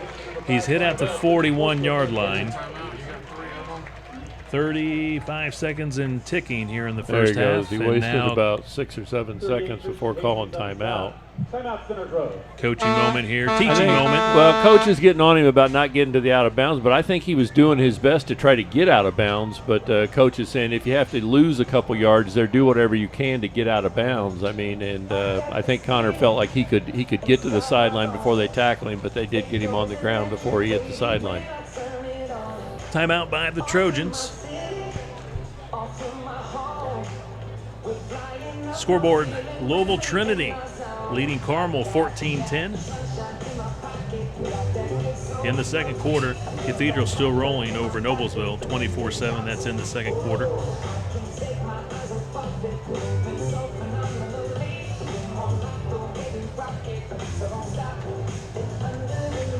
Zionsville and Pike tied at 13. North Central shutting out Fisher 17-zip. Avon in now in the third quarter over Plainfield 21-zip. That one's moving along pretty fast.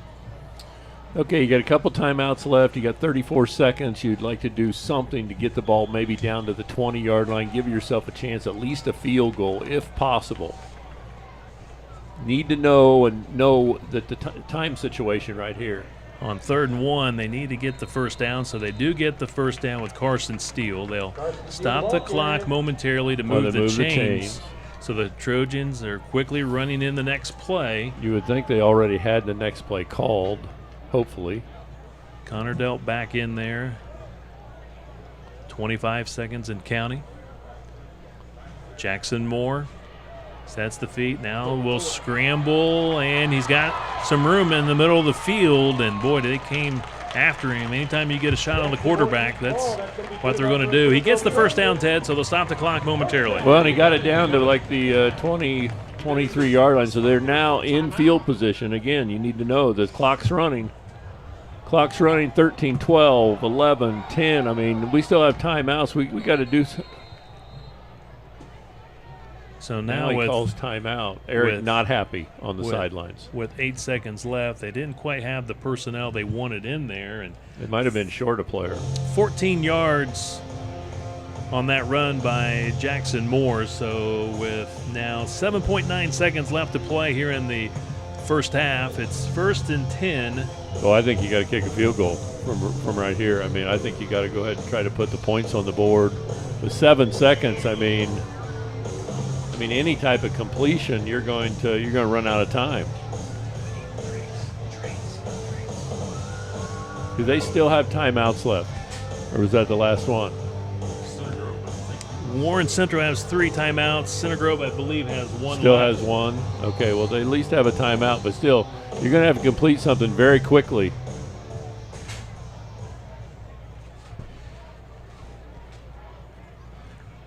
Center Grove tried a field goal back in the first quarter from 35 yards out, and it was no good. So they'll try one play here and hopefully have time remaining, if needed, to try a field goal. Obviously, they want to try to score a touchdown here. It's got to be a pass. You can't run it.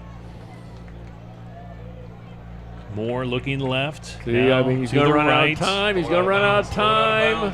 Flag down, flag down. And 1 second, no seconds. I believe that might be your final play. But if it's a defensive penalty, they'll get one more play. But one would think it might be holding against the Trojans. Warren Central beginning to run to the locker room. And clock management not very good there late in the first half for the Trojans. And we're still awaiting the call from the official holding against the Trojans. That will take us to halftime here at Ray-Skillman Stadium. The Center Grove Trojans trail Warren Central, the #1 team in the state of Indiana, 20-0. Our Ray-Skillman Auto Group halftime show coming up next. This is Center Grove Trojan football.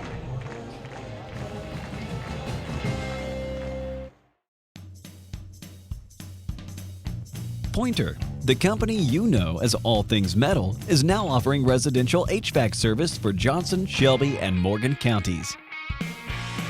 Mention you heard this ad and receive 10% off any service work. Give us a call at 317-893-1200. That's 317-893-1200. We are Pointer proud and honored to support the Center Grove community. Shop for over 5,000 vehicles in one location, RaySkillmanCars.com. At RaySkillmanCars.com, we make it easy for you to find what you're looking for. Cars, trucks, crossovers, and SUVs, new and used, all with high-quality pictures and full descriptions. And you can schedule a service appointment or apply for credit quickly and easily.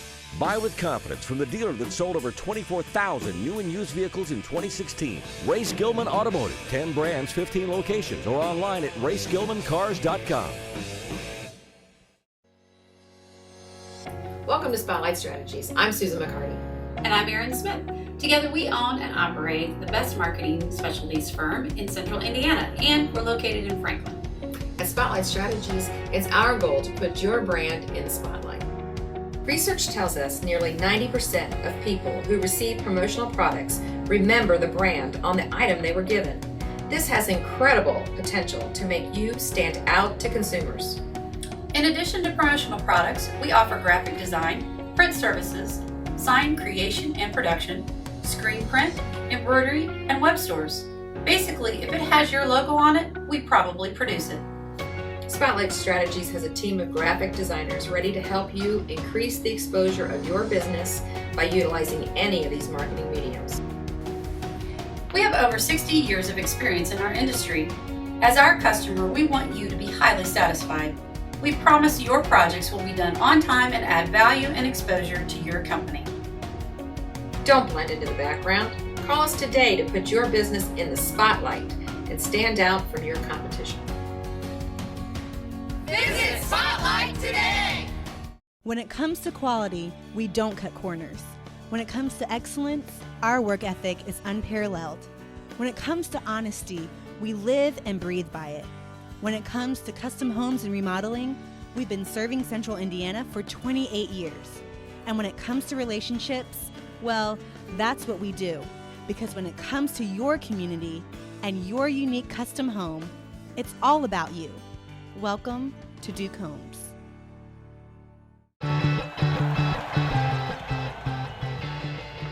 Welcome to the Ray Skillman Auto Group halftime show. Ray Skillman, where we stack them deep and sell them cheap. Center Grove here at home tonight in the opener against Warren Central, trailing the Warriors 20-0. And now joining us special guest, Joey Siderwitz, the state championship quarterback of the Trojans back in 2015, now a student and football player at Franklin College. And Joey, thanks for joining us here at halftime. Thanks for having me. Joey, a tough first half. I know you try to help out with the Center Grove program when you have the time, but again, just tough way to open up the season against Warren Central. You played the Warriors yourself for many years, but just a tough opening half here for Center Grove. Yeah, well, you know, Warren Central is always going to have a real great program, really good players, good coaches, and a lot of speed, and they have a lot of returning starters, great players all over the field. So you knew it was going to be tough. But, you know, I think I saw a lot of good stuff also from Center Grove offensively and defensively. They drove the ball down the field and also got some good stops. So I think in the second half we'll see Center Grove come out a little stronger. And Joey, I know you got a chance to play against David Bell. What a fine talent he is for Warren Central. Yeah, you know, he started as a freshman when I was a senior, and you could see as a freshman how good he was going to be and how good he was then, and now it's even more. And you know, I'm sure he's going to do great things later on in college. So Joey, you're at Franklin College. You're now a junior. It's hard to believe that it's gone by that fast already. But tell us about everything that you're doing at Franklin College. Franklin College, I play slot receiver there for the football team. We pass the ball all the time, get a lot of catches. It's a fun offense to play in. We have not only led Division III, but we've actually led the whole NCAA in passing yards for the season for the last 2 seasons. So fun offense to be a part of, good school. I'm going to be a teacher and a coach, so I'm excited. I'll say that offense a little bit different what you had here at Center Grove with the wing T, and not that we didn't throw the ball here at Center Grove, but majority of it run and then the pass. But how about your fond memories of that 2015 season? Boy, a lot of great games that year. What comes to mind? Beating Warren Central in Week 1 and also in the regional championship at their place. First time Center Grove had ever beaten Warren in the state tournament was your senior year.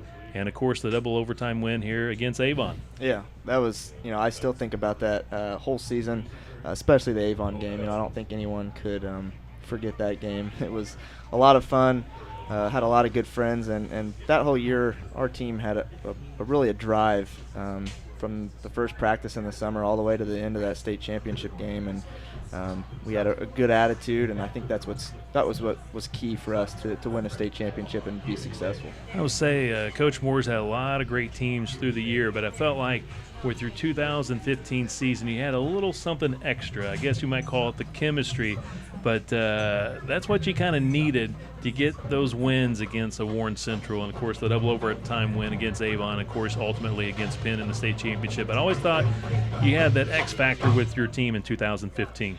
Yeah, that's what makes the championship winning teams stand out and win championships. You gotta have something inside to want to win games and to come out every single day. It's hard to come out every single day of practice to have energy and have the will to practice hard, prepare well, and get your body right. And that's what we had. You know, I think that we knew we had a good team. And the year before we had a heartbreaking loss to Ben Davis in the semi-state. So had a mindset from the off season that carried over into the season, and you know, had a lot of fun and ended up being, you know, undefeated state champions. So Joey, someday follow in the footsteps of your grandfather and your father, it'd be a coach and a teacher, and I assume you want to be in the high school ranks someday, or would you want to coach maybe college? I've always been around high school. I love high school sports, and that's what I know. That's what I want to be around. But I'm still keeping that option for college open to go be a grad assistant, if the right option comes up. So I can't say which one I want to choose yet, but I'm definitely excited, and I'm looking forward to being able to coach football. All right, Joey Siderwitz, always a state champ, Joey. Yep. Thank 2015, you. that was special. Thank you for joining us at halftime. Thank you All for the having best me. to you. Yep. Joey Siderwitz, everyone, joined us here at halftime. Really appreciate his time. Again, a student and a football player now at Franklin College. And now we're going to wire up our next guest, a young man here at Center Grove High School doing a lot of great things. And Trace Jackson Davis from the Center Grove boys basketball team now joins us. And Trace, welcome to our halftime show. And boy, you had a great summer, didn't you? Yes, sir. Thank you for having me. Talk about your experience playing a part of this Team USA, and you got a chance to go to Toronto, Canada to play, and just tell us about that. A great experience. Yeah, it was a great experience. They took 30 guys, top rank in the country, and then, we fought for those 12 spots. But I just did the little things, what Coach Hahn taught me, and Coach Self liked it. So. Trace, I know there's been a lot of attention about where's Trace going to go to school, but you still got your senior year to play here at Center Grove High School. And I know you have high expectations of yourself and high expectations of your teammates. I know Center Grove basketball, we've never won a state championship on the boys' side of things, and I know that's a big goal of yours. You want to try and compete and get that state championship this year. Yep, that's my number one goal, state championship. We're looking pretty good this year. Guys have been in the weight room. Guys have also been in the gym every day.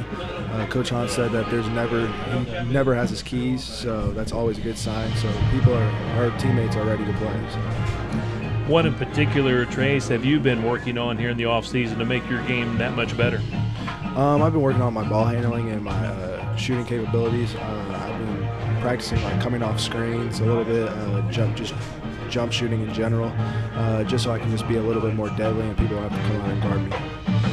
What do you think about the upcoming season as far as your schedule? Of course, you're watching your good friend David Bell here tonight for Warren Central. He helped lead Warren Central to a state title last year in basketball. He's a good friend and a fine talent. Warren's always going to be tough in the MIC, anybody in the MIC for that matter. But just talk a little bit about your upcoming schedule this year. We got a lot of big games, but the thing about us is that if we don't play well, anyone can compete with us. So we can't take any games off.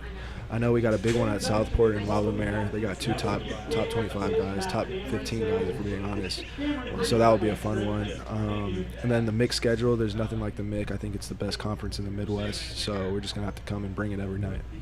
How great is it to have your brother, Taven, here on the sideline, football player. And again, maybe we'll see him tomorrow a little bit more in the JV contest, but he's a freshman and he's a football, basketball player, and I know it's going to be special having him this year. Yeah, I think it's going to be special. I expect him to do some things. I think he's doing well. I think he's working hard. Yeah, but he's going to be ready, I think. Trace, before we let you go, I know you've cut down your college choices to 6. You announced that, I think, about a week or so ago, and a lot of people might want to know, do you have a game plan in mind when you might want to make that final decision? I think after I take all my visits, I'll probably narrow it down to 3 schools, and then I'll probably visit those schools a little bit more. And then after I feel comfortable, I'll make my decision. All right. Trace, you're a great young man, a great talent. We wish you nothing but the best with the upcoming season, and really looking forward to basketball this year. Yes, sir. I appreciate it. Thank you for being with us. Thank you. Yes, sir. Trace Jackson Davis being with us here on the Ray Skillman Auto Group halftime show. Again, our score here at intermission, Center Grove trails Warren Central 20-0. We'll take a break and be back to recap the opening half with Rick Embry. This is Center Grove Trojan football. Oh, where are you? Oh, I like these yogurt bites. And I like these yogurt bites. Ooh. Apparently I like them more than I like my phone. Oh, hello? I missed it. It's my mother-in-law. I'll call her back. Don't tell her I told you that. You'll like them both, but love our price. Award-winning Little Journey yogurt bites from Aldi. Simply smarter shopping. Hi, I'm John Bontrager. 20 years ago, my wife Shanda and I opened the Bontrager Agency right here in Greenwood, Indiana. Today, we serve over 2,700 families in the Greenwood and surrounding areas. What makes our agency truly special is the 8 licensed sales and customer service staff that work here. Between all of us, we have over 120 years of combined knowledge and expertise to assist our customers. When it comes to the purchase of a new policy, we do an exhaustive needs analysis for each individual person to make sure they have the right coverage for when that claim time happens. And we promise to review that coverage every year for you to make sure it keeps up with your existing needs as your lives change. I realize that customers have many options when it comes to the insurance purchase. If you're looking for an agency that treats you as a friend, please consider the Bontrager Agency.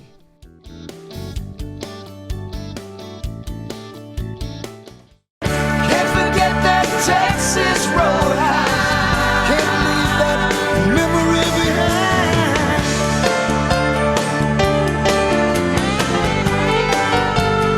behind. Stop by Texas Roadhouse for Wild West Wednesdays. Enjoy a hand-cut 11-ounce sirloin dinner for $9.99. That's right, an 11-ounce sirloin for only $9.99. Can't forget that Texas Roadhouse. Can't leave that memory behind.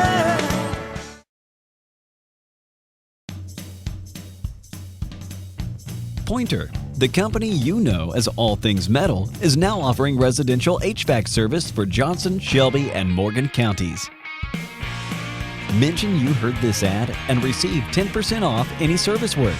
Give us a call at 317-893-1200. That's 317-893-1200. We are Pointer proud and honored to support the Center Grove community.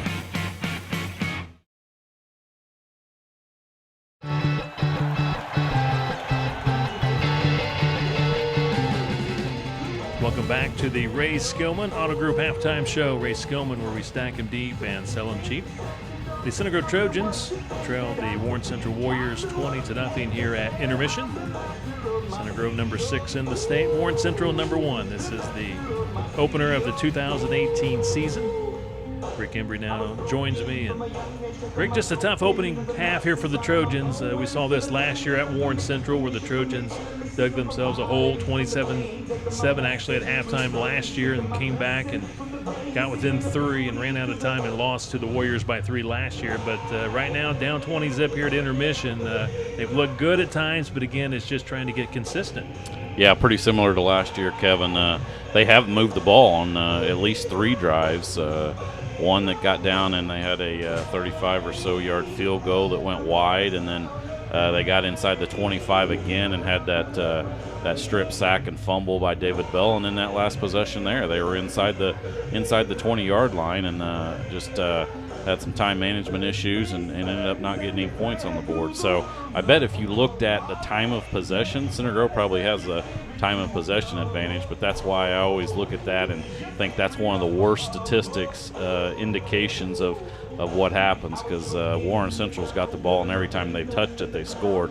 But yeah, Center Grove's got to limit the mistakes. You can't have the block punts. You can't have the turnovers like they did, the missed field goals, and all of those have come back to haunt Center Grove here in this first half. Yeah, the Trojans had a great drive, that second drive of the ball game, and had a chance at a 35-yard field goal and could not come away with any points. But again, they've had moments where they've looked very, very good here on offense. And again, we mentioned it before with Carson Steele. Last year's the freshman, the new kid on the block, and now teams are going to definitely game plan against Carson Steele. And I felt like Carson ran hard. He's always going to give you great effort, but the Warriors they kept him in check for the most part here in the first half. Yeah, you got to get production elsewhere. You got to be able to throw the ball, and I mean, Warren has decided that they're going to take away Jake Keith. So anytime they see him out there, here comes David Bell in to play defensive back against him, and really the only thing effective from the passing game for Center Grove has just been that short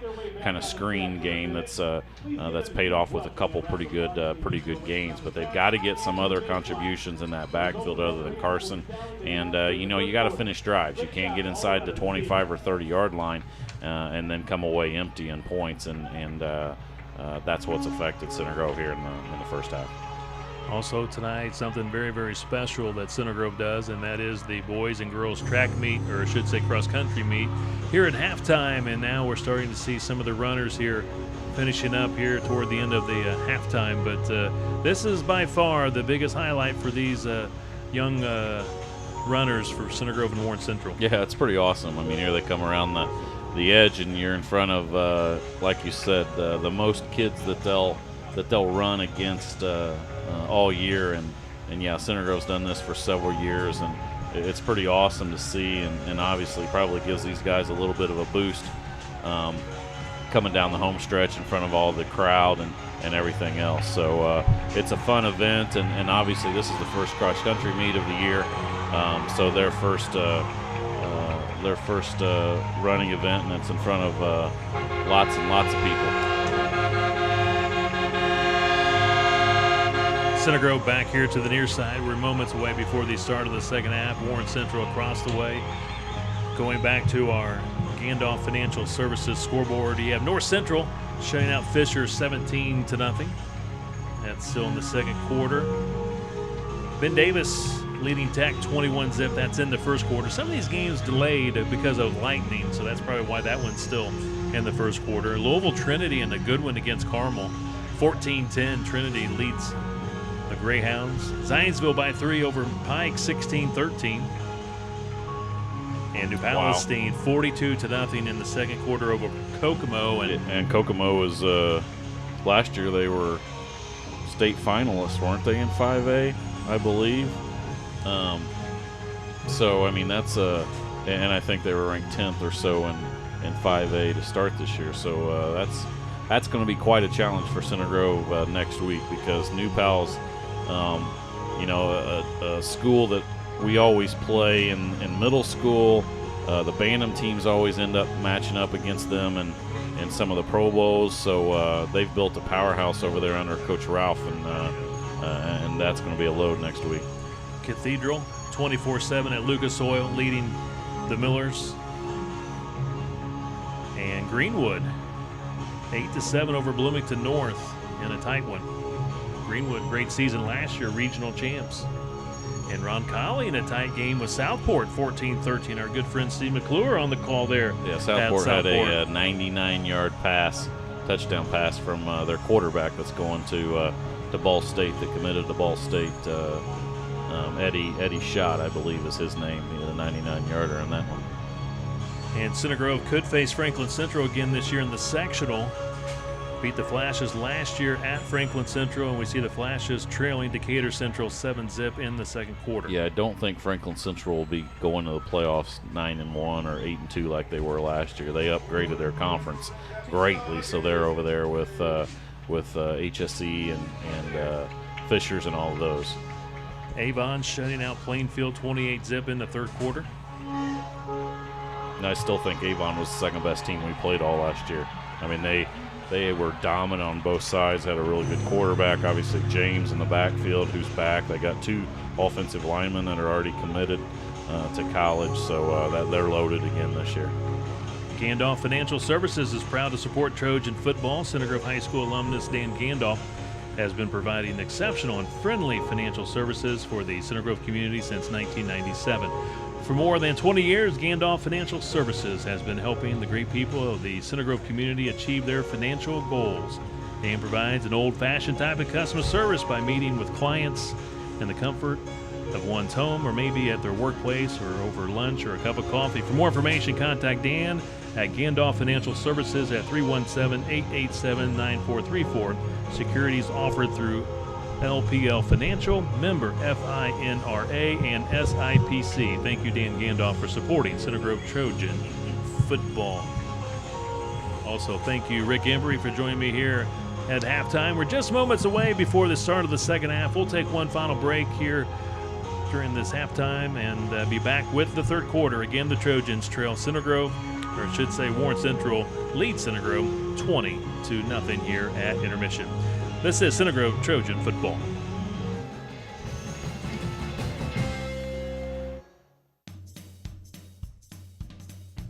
Pointer, the company you know as All Things Metal, is now offering residential HVAC service for Johnson, Shelby, and Morgan counties. Mention you heard this ad and receive 10% off any service work. Give us a call at 317-893-1200. That's 317-893-1200. We are Pointer proud and honored to support the Center Grove community. Shop for over 5,000 vehicles in one location, RaySkillmanCars.com. At RaySkillmanCars.com, we make it easy for you to find what you're looking for. Cars, trucks, crossovers, and SUVs, new and used, all with high-quality pictures and full descriptions. And you can schedule a service appointment or apply for credit quickly and easily. Buy with confidence from the dealer that sold over 24,000 new and used vehicles in 2016. Ray Skillman Automotive, 10 brands, 15 locations, or online at RaySkillmanCars.com. When it comes to quality, we don't cut corners. When it comes to excellence, our work ethic is unparalleled. When it comes to honesty, we live and breathe by it. When it comes to custom homes and remodeling, we've been serving Central Indiana for 28 years. And when it comes to relationships, well, that's what we do.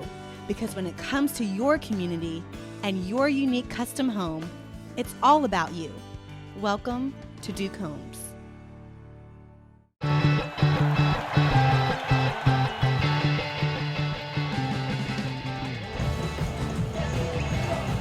Center Grove football being presented tonight by Morgan Insurance Group, by Aqua Systems, by Spotlight Strategies, and by Ray Skillman Auto Group. Ray Skillman, where we stack them deep and sell them cheap. Ted Ketchel now rejoins us. Ted, Trojans got some work to do. They trail 20-0 to begin the third quarter, but more importantly, they just got to find some rhythm with the offense and just kind of get things clicking here. Well, I bet it was interesting in both locker rooms. I'm sure Jason West, even though he's ahead, brought up last year's game. You know, are we going to fall asleep and let this team back in the game? We're going to go out and continue to dominate them. For Center Grove, obviously, they need to play with a little bit more passion. They need to get things moving in the right directions, not only offensively but defense. You know, they gave up just way too many big plays. I mean, they played pretty solid majority of the time, but about 4 or 5 of the plays, you know, they gave up scoring opportunities, and you just can't do that if you're going to be a championship team. Luke Eckert will kick off for the Trojans and puts it, 8-9 yards deep into the end zone for a touchback. Well done by Luke Eckert. Very powerful leg, and we'll see Warren Central set up camp from its own 20. How's everything for the leg working out in Bloomington? You know what, Ted? He's had a great spring and a great fall camp, and I couldn't go any better. Well, that's good. Good to hear. Very solid. So.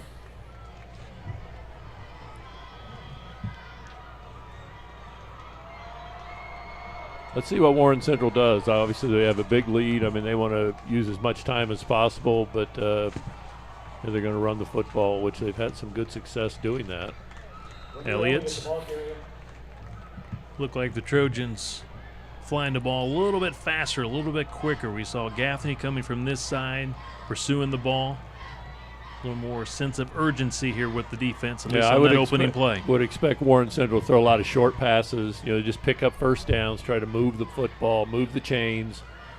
Looked like Luke Piper was in just on like the right tackle, there. And quick pass by George to that far sideline. And if you're Warren Central, you want the clock moving as quickly as possible. Try to get out of here, get this game done, move on. If you're Center Grove, you want to extend it as long as possible. So, we'll look for Warren Central to run the football a lot and also to throw a lot of those short passes right there. 10 yards to the tight end, Stanley. Nick Browning with the tackle for the Trojans. New set of downs for the Warriors. Getting things underway here in the third quarter. Over the top, looking for David Bell. He went up and got it. Yeah, he just went up and fought for that one, and you can see his hops were a little bit better than the corner right there. I mean, the corner was in perfect position for Center Grove. I mean, does a nice job, but Bell just too athletic to not come up with that football. You see, look at right here. If you're George, that's a sweet spot to be in. Just throw it up and know that your receiver is going to out-jump and out-athletic the guy that's guarding him. Pence on the coverage, 23 yards on the completed pass. Bell, though, goes to the sideline. He was a little bit shaken up on the play. To the near side, pass incomplete. Intended receiver, DeMarcus Brown. Keep an eye to see if we see number 4 return to the lineup here for the Warriors. Again, Bell on that last play, shaken up a little bit as we see the replay.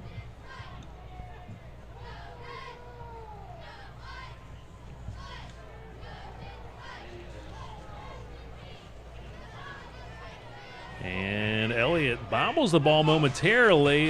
He's seam gone. and a flag thrown, Ted, behind it at the 42. This could be holding, and if so, it'll come back. Otherwise, it's a touchdown here for Elliott. But again, a flag at the 42-yard line. Yeah, it's probably going to come back. But again, the same type of thing as we saw in the first half. Center Grove does a pretty good job, here and there, and then all of a sudden they just allow a big play. And Warren Central just way too athletic, too many good football players on that football team. You have got to be focused on every down, no matter what the yardage is, first down and 10, second down and 2, whatever it might be. I mean, you've got to be, you've went over these situations in practice. Coach Moore has got your team prepared. Nobody prepares any harder than he does and his teams. But his teams right now are just not answering the bell. So holding against Warren Central negates the 45-yard touchdown run by Elliott. Ball now at the Warren Central 48-yard line. Brings up second down and about 18, it looks like. 17, 18 yards. Scoreboard says second down and 17 here for the Warriors. And just got it off. Whistles, though, blow. I think we may have a delay of game. It was close. Back judge, way back there. Delay of game. Yeah, he did call it delay of game. Eric, I think, gave him the, what's going on here, guys? So Warren, after moving the football, getting it all the way into the end zone, now is looking at second and about 23. Second, 22. Second down and 22. Opening drive of the second half. So if you're Warren, you're going to try to pick up about 10 yards right here, 10 or 12 yards. George fakes the handoff. He's under pressure by Lucas Hunter. Makes the sack all the way back to the 30-yard line. Yeah, it's a huge play by Lucas. Nice job, nice pursuit. Didn't let the quarterback get away from him. You can see he said he's all over him as he does right there. And so many times the quarterback fakes one way and a big defensive lineman lunges the other, but he was under control and made a nice tackle. For George, that's the first time he's been put down on the ground tonight as far as a sack. He's been hit after throwing the football, but what do you do in third down 40? Throw it to 4. Find David Bell. Throw it to David Bell. You got that right.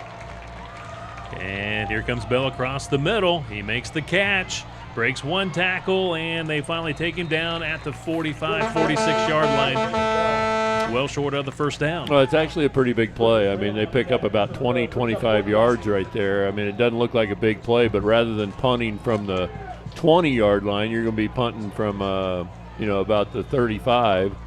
And, Center Grove not going to have near as good a field position as they would have had. So Connor Delp back again. We saw him in the first half, did a nice job. Oh, bad snap. Oh, he's going to run it. Oh, I can't believe he took off. Oh, my God. He panicked. He did panic. Well, there's a flag.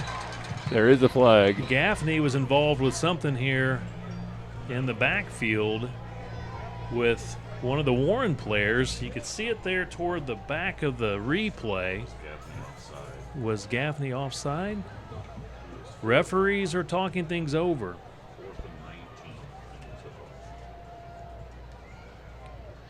Again, he bobbled the snap. He still had plenty of time. No real rush by the Trojans. We're taking a look at it right here.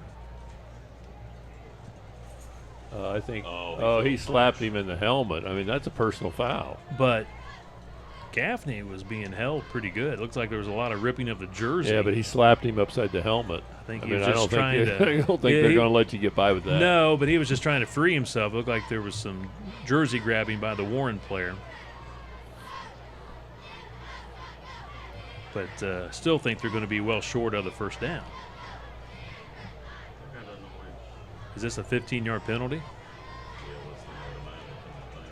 So I think even with 15 yards, they're going to be 4 yards short of the first down. So now Jason West may want to go for it on 4th and 4, and you're in Center Grove territory. And again, Ted, they always run their punting unit on late, so they'll probably bring out the offense, and you got to be prepared for offensive play, but you also got to be prepared for the punt as well. I think they're pretty confident that they can pick up 4 yards. And the fact that George it's on, is confident, Bell's confident, Elliott. I mean, the whole crew feels pretty confident that they can do it. And it's on this side of the field, so I don't think you're going to be seeing their punting team, and I think they have enough confidence in their defense, feeling like they've done their job tonight, that even if they don't pick it up, that Center Grove is going to still have to take it 60, 65 yards.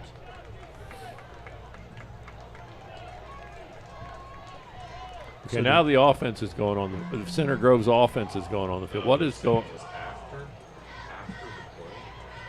Oh, that's what's happening. Okay, so well, I saw the referee point that way. So it's a like dead it's ball first foul. Down. Yeah, it's a dead ball foul. So the penalty occurred following the play. So the play will stand. So they're obviously well short of the first down, and then 15 yards marked off against the Trojans.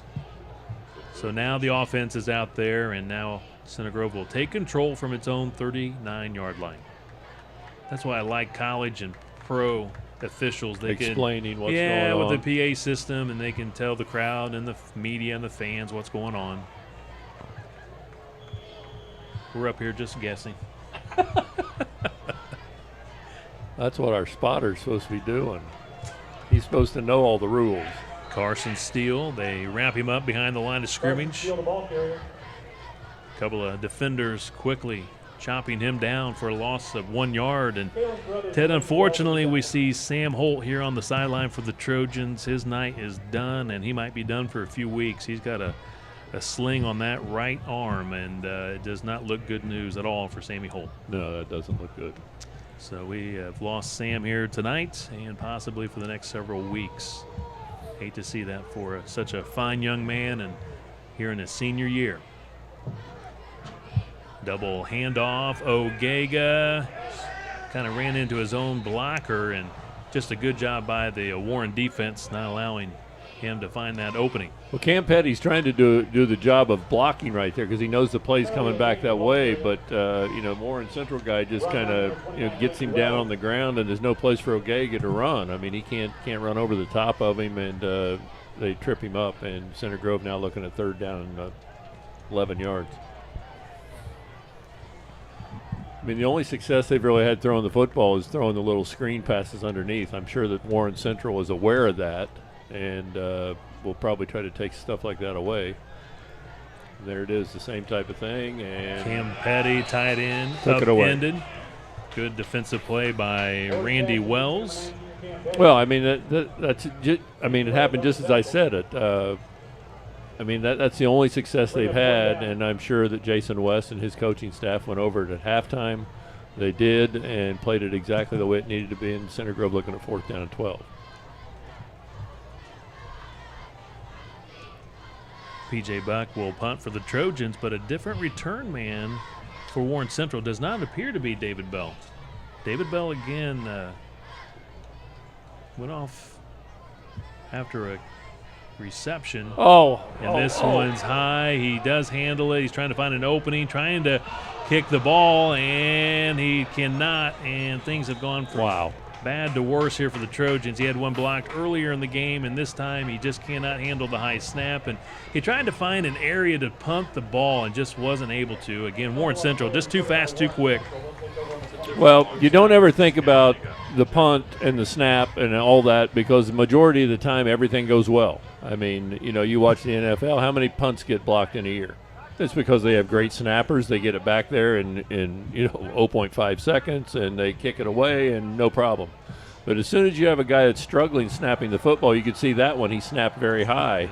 There was no he didn't snap it on a line drive situation, and because of it, Warren Central now again in great field position after their second punt block of the evening. So Gaffney did not long snap that. Again, he had that penalty called against him, so he was not in the game for that long snap opportunity. So that was not Gaffney snapping. So they had the backup snapper in there for the Trojans. So just wanted to pass that along. But we don't know if with that unsportsmanlike conduct penalty, if Gaffney got ejected from the game or if he's just on the sideline. We're not for sure why, but Gaffney was not in on that long snap. And now an incomplete pass by Jaden George. Who is that? Cramping? Is that Bell? Yeah. Yeah, David Bell cramping here in the end zone, being attended to by the Warrior. Yeah, that's who the pass trainer was for. He was overthrown because he was not available to catch that football. But Center Grove sent about 3 guys at number 4. Obviously, they know. They've seen his act already tonight and seen what he can do.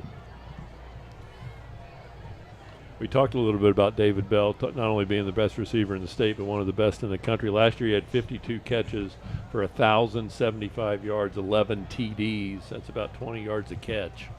So he's been very efficient when he does catch the football. Tonight's game being presented in part by CBD Health. CBD Health of Indiana, your health and wellness alternative. Please visit them at 954 North State Road 135, Suite E, directly across from Bonefish Grill in the Colby Shops for a personal consultation. CBD Health of Indiana, proud to support the Center Grove Trojans.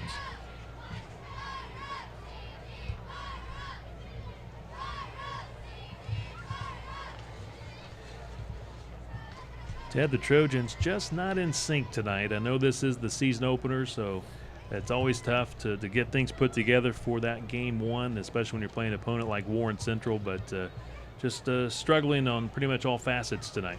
Well, it's a team that, we go into, this is the second year, and last year was a bit of a long year. It was 6-6. I mean, some people in the MIC would say, 6-6 is pretty good. I mean, I don't think Eric Moore thinks 6-6 is very good, and his football teams don't think 6-6 is very good. He's gotten very used to being 10-1, 9-1, 9-2. I mean, winning a majority of his football games. And last year's team did not do that. They gave 2 or 3 games away that they should have won. I think Pike was one of them, maybe North Central, or I don't remember who else. Lawrence Central, I know, beat them.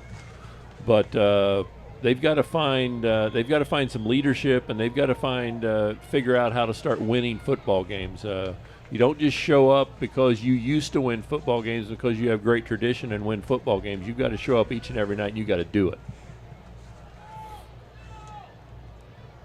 Back to action, Warren Central. Run the ball up the guts.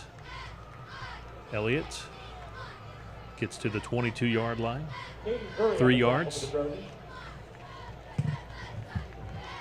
Let's hear you out there, Center Road. It's 3rd down. I think in this situation, Warren Central is going to do the same type of thing that Center Grove's been doing. I mean, they've been sending their wideouts up the field and trying to hit them. Now all of a sudden they're going to slide the back out of the backfield.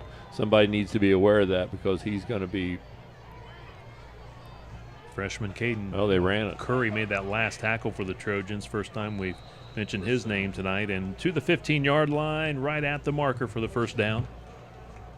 It looked like the ref stepped inside the line there. Yeah, it's not quite to the 15, so just a little bit short. So it'll be 4th and inches. 4th and inches. They're going for it, of course. Yeah, you would think they would run left behind big number, 74, Britt, 6'4", 75. 75.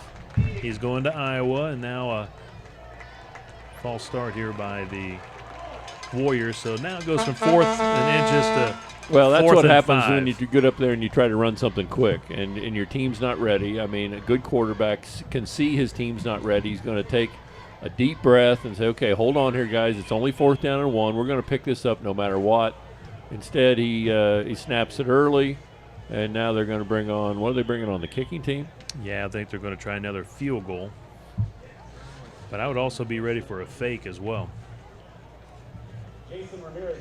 Ramirez will attempt the field goal, 38-yard attempt. Shanklin, the holder, and now a timeout called by Jason West. With 5:17 to play here in the third, Neither team yet to score here in the third quarter. Warren Central still in front, 20-0.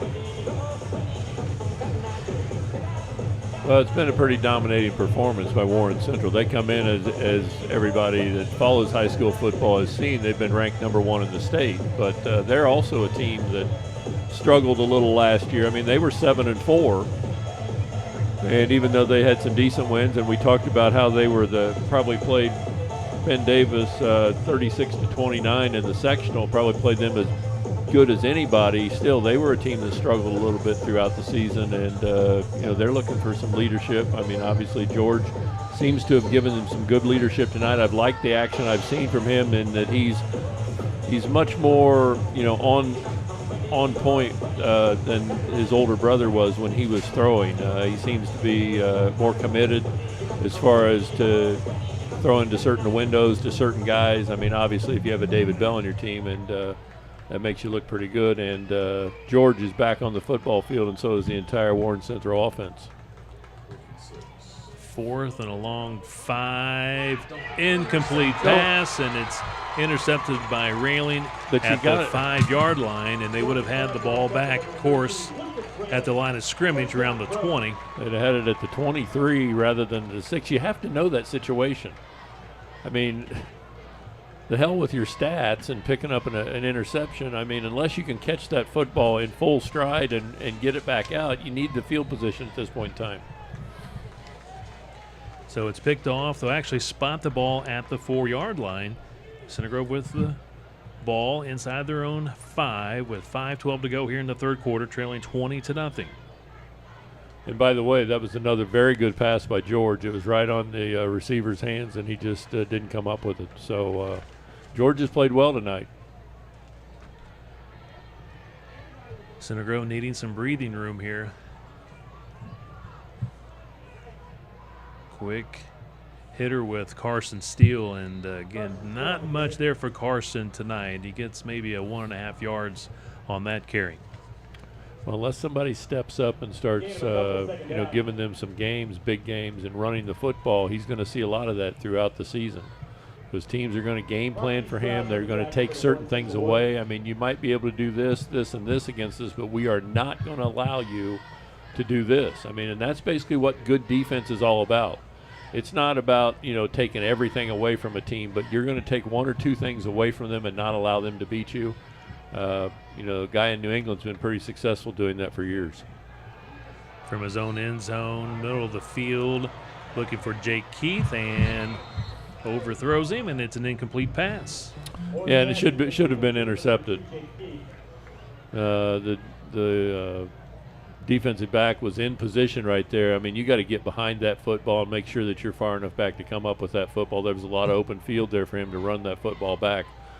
And again, that was thrown into about three guys for Warren Central were back there. There was 1 receiver for Center Grove, and probably not going to come up with good things when you have that going on. 3rd down and 9. From the gun, handoff, Carson Steele. Hit and spins to the 11-yard line, short of the first down. That's 4th down and about 3. And you must punt, and you're in a situation where you have not been very successful punting, so Warren Central is going to have their ears pinned back. They're going to be coming at full speed. Might be a good opportunity to try to draw them off sides, actually, in this situation. I don't know if you have an opportunity to draw them off sides or a hard count, but this would probably do it right now. Caden Curry, long snapper, in there filling in for Gaffney. Curry, a freshman, being called upon to snap, and got that one back to PJ, and he punts it here to the Center Grove sideline out of bounds, allowing no opportunity to return the football, and well done by PJ to get rid of that one quickly. Yeah, it's going to be done at about the 50-yard, but good job by Buck to get that off. Again, snap was much better that time, at least where he could catch it, and got it off and give the defense as good an opportunity as he can. Tonight's game being presented in part by Barn at Bayhorse Inn. The Barn at Bayhorse Inn is proud to support the Center Grove football team. Barn at Bayhorse Inn is a great venue to host weddings, corporate events, and private events. Book your event today online at barnatbayhorse.com or call 317-760-8778. Elliott taken down at the 49. 1 yard. Good pursuit by the Trojan defense. Nick Browning once again in on the tackle, along with Curry. Nick Browning on the tackle. Gain of 1, second down.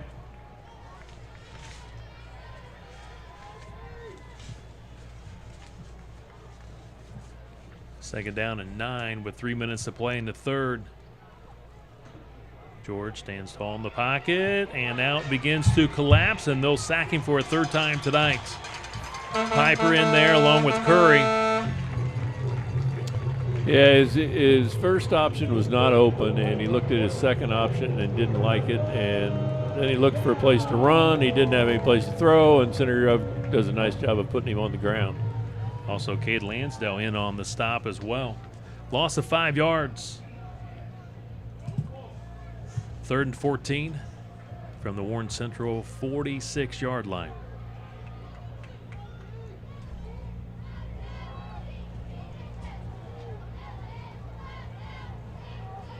Goes underneath. Elliott. That's a tough pass to make. He had to throw it over one of the Center Grove defenders, tried to touch pass. See who got in the passing lane.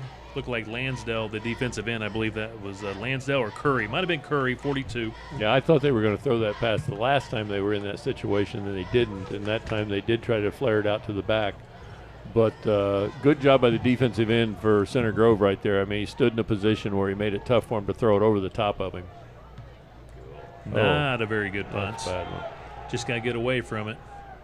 And it will roll just inside the 25 to the 24-yard line. Down to the 24-yard line, first down Trojan.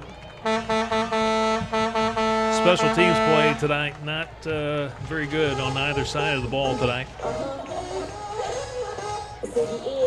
All the scoring so far in tonight's game in the first half by the Warren Central Warriors. They lead Center Grove 20-0, and we have 1:54 left to play. And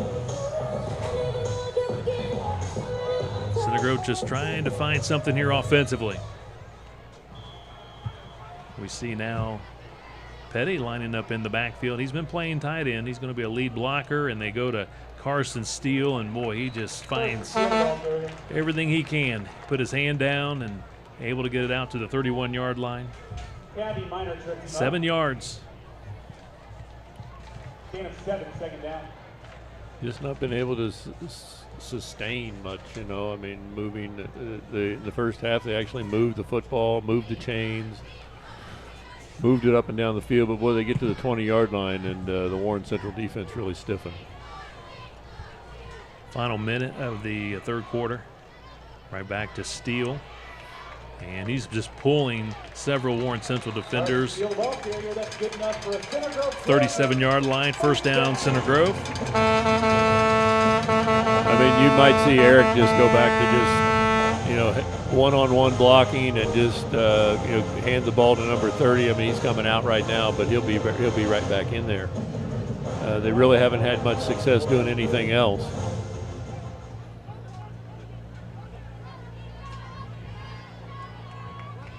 First and goal, or first down, I should say, and Matheson to the 40-35. That's Gavin Matheson. They'll mark him at the Warren Central 34-yard line. Well, that was a good job, good blocking. He did a nice job of reading, able to kick his feet out, get by. You can see Warren Central were able to run him down from the back, but big play by Center Grove, and one of the first big plays they've had all night. I think that's their best play from scrimmage. Well done, Gavin Matheson, senior.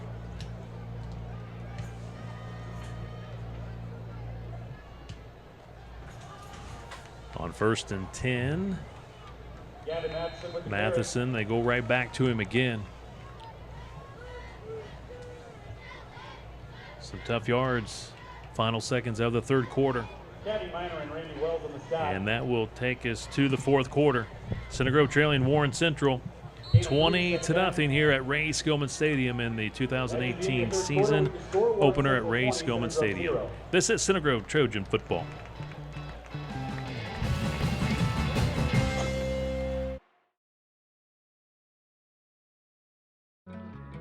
Aqua Systems was founded over 50 years ago to make the best water softeners and drinking water systems available and to just make it easy to get great water. People who shop us buy from us. Why? Clear pricing on great equipment with the best warranties anywhere. If you don't love your water system, bring it back. Everything comes with a money-back guarantee, so there's no need for high pressure. Give Aqua Systems a try. You'll love your water.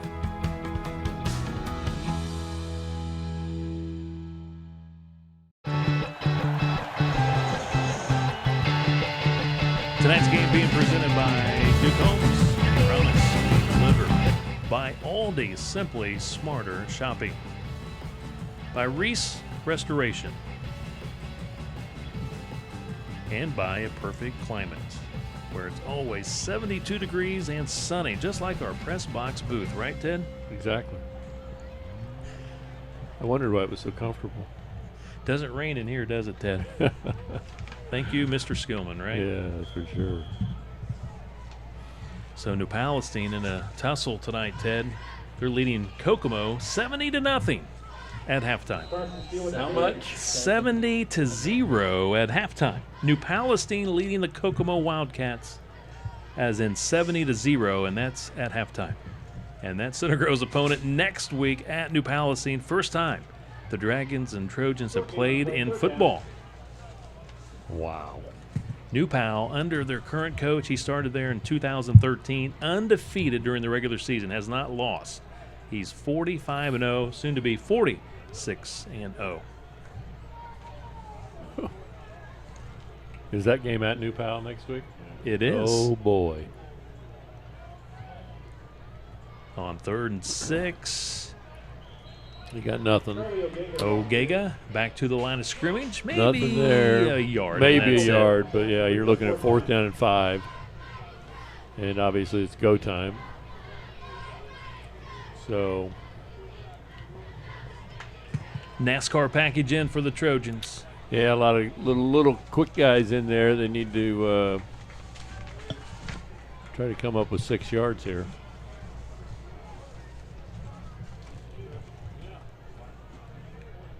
Again, the screen pass. You know that they're going to be on that. Over here. Underneath, Jay Keith, tackle from behind. First down, I think. All depends on the spot. It appears he's right at that marker. Good spot gets him a first down, and I think he got a tremendous spot. I think it's a first down. Jackson Moore says it's a first down. Uh-oh. Oh, bring the chain gain in. Bringing in the chains. Century 21 Sheets, proud to support Center Grove Trojan football. Tiffany McClurg, realtor of Century 21, is a proud supporter of Trojan football. Tiffany McClurg is your source for Metro Indy real estate. Contact Tiffany McClurg at 317-607-3880. And they stretch it and they say, first down, Trojans. Well, they haven't had much to cheer about tonight, so that's a big first down. They're in good field position. They I think it would be huge to put points on the board, give them a little bit of confidence.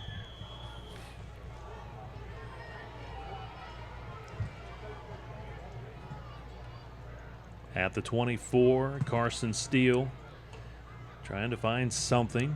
You can see there's just so hard to keep your feet in there. There's Warren Central just boggled it up. I mean, there's just no place for him to run, and even though he picked up 2 yards right there, I mean, going has been very difficult tonight for number 30. And give Warren Central and Jason West credit for that. Obviously, they did their homework. They watched film from last year, saw what he liked to do, and they're, as I said, I mean, defense is all about taking things away that your opponent likes to do. 2nd and 7. Jackson Moore steps up in the pocket, completes the pass inside the 10. sophomore Trent Veith with his second reception tonight. Well, Jackson does a nice job of stepping up into the pocket and freeing himself, giving himself a little bit more time. It gives a little closer to his receiver. He's able to catch the football in a nice pass right there and gives Center Grove its first and goal here tonight. 14 yards on the completed pass. Timeout called by Warren Central, I do believe. Yes, Warren Central will utilize a timeout.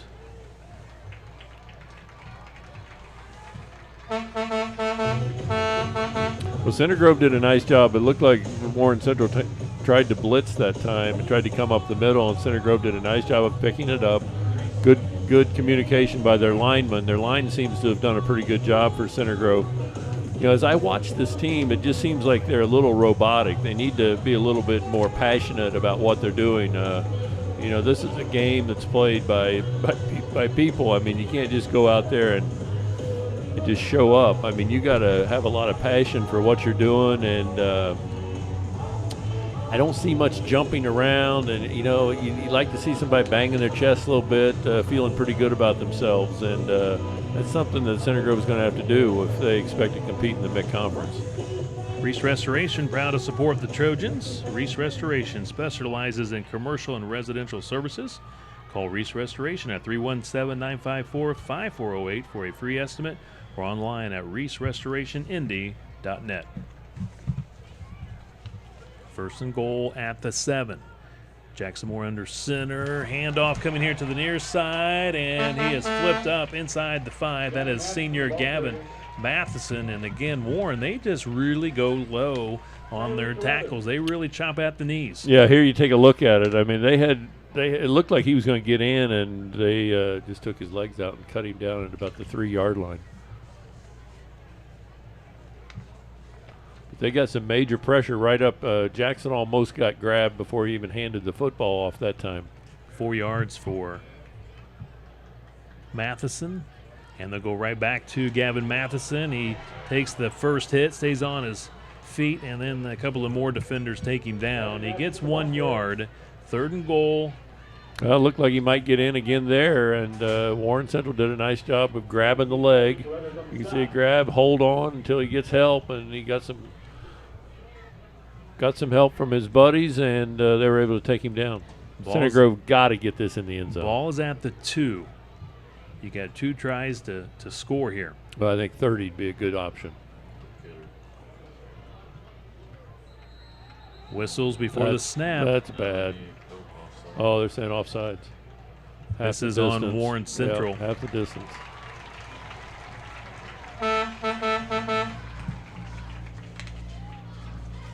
Offsides on Warren. We have to distance the goal. Still 3rd down.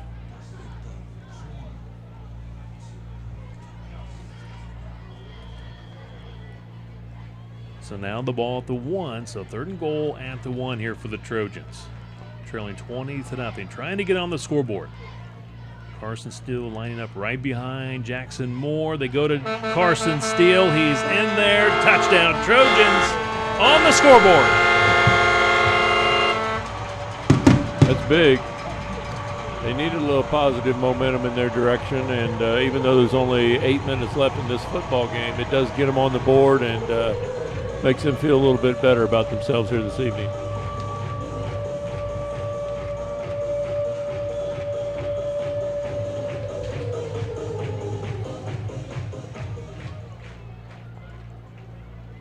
Center Grove setting up in what they call the swinging gate. And now they'll set up for the extra point kick with Luke Eckert.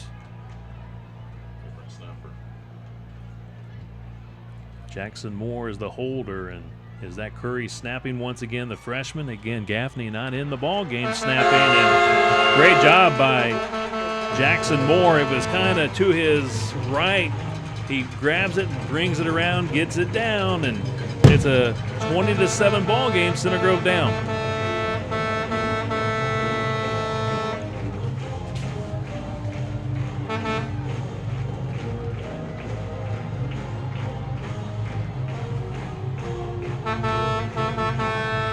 Nice drive by Center Grove right there. I mean, they took the football down the football field and continued to move the chains, do the things they did. They got a big first down, obviously, when they brought the chains on. And Jackson Moore did a nice job of guiding that move down the field, passing the football, took his time, stepped up in the pocket, found his receivers. You can always count on Carson Steele doing his job, but the offensive line did a nice job of opening some holes right there. I mean, if Center Grove is going to be successful, obviously offensively, their offensive line has got to be powerful, and they've got to be able to count on them at all times, because even though they like to throw the football once in a while, I mean, the wing tee is obviously what they do and what they do best. And if you're going to run the wing tee and you're going to do that, you've got to have a big offensive line. Eckert will kick off for the Trojans.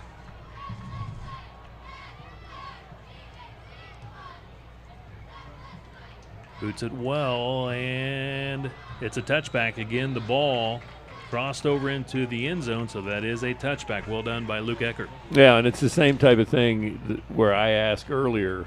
You can see, I mean, if they show it, I mean, earlier, Center Grove, his body, his feet were in the end zone, but the ball was not there.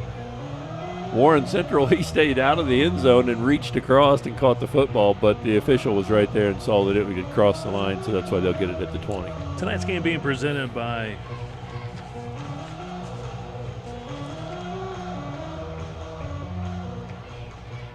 A Perfect Climate, where it's always 72 degrees and sunny. Appreciate the Perfect Climate, supporting Center Grove Trojan football once again this season.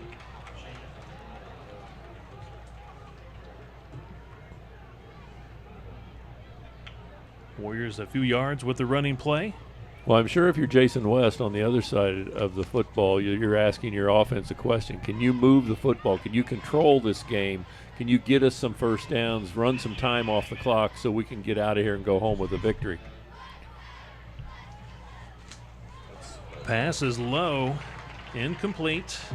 Incomplete, and it's 3rd down and 7. They could give the football right back to Center Grove right here, and Center Grove, that's exactly what they're looking for. Try to get that football back as soon as possible and put more points on the board. Plenty of time for Center Grove to come back in this game. There's still 7:30 left in the game.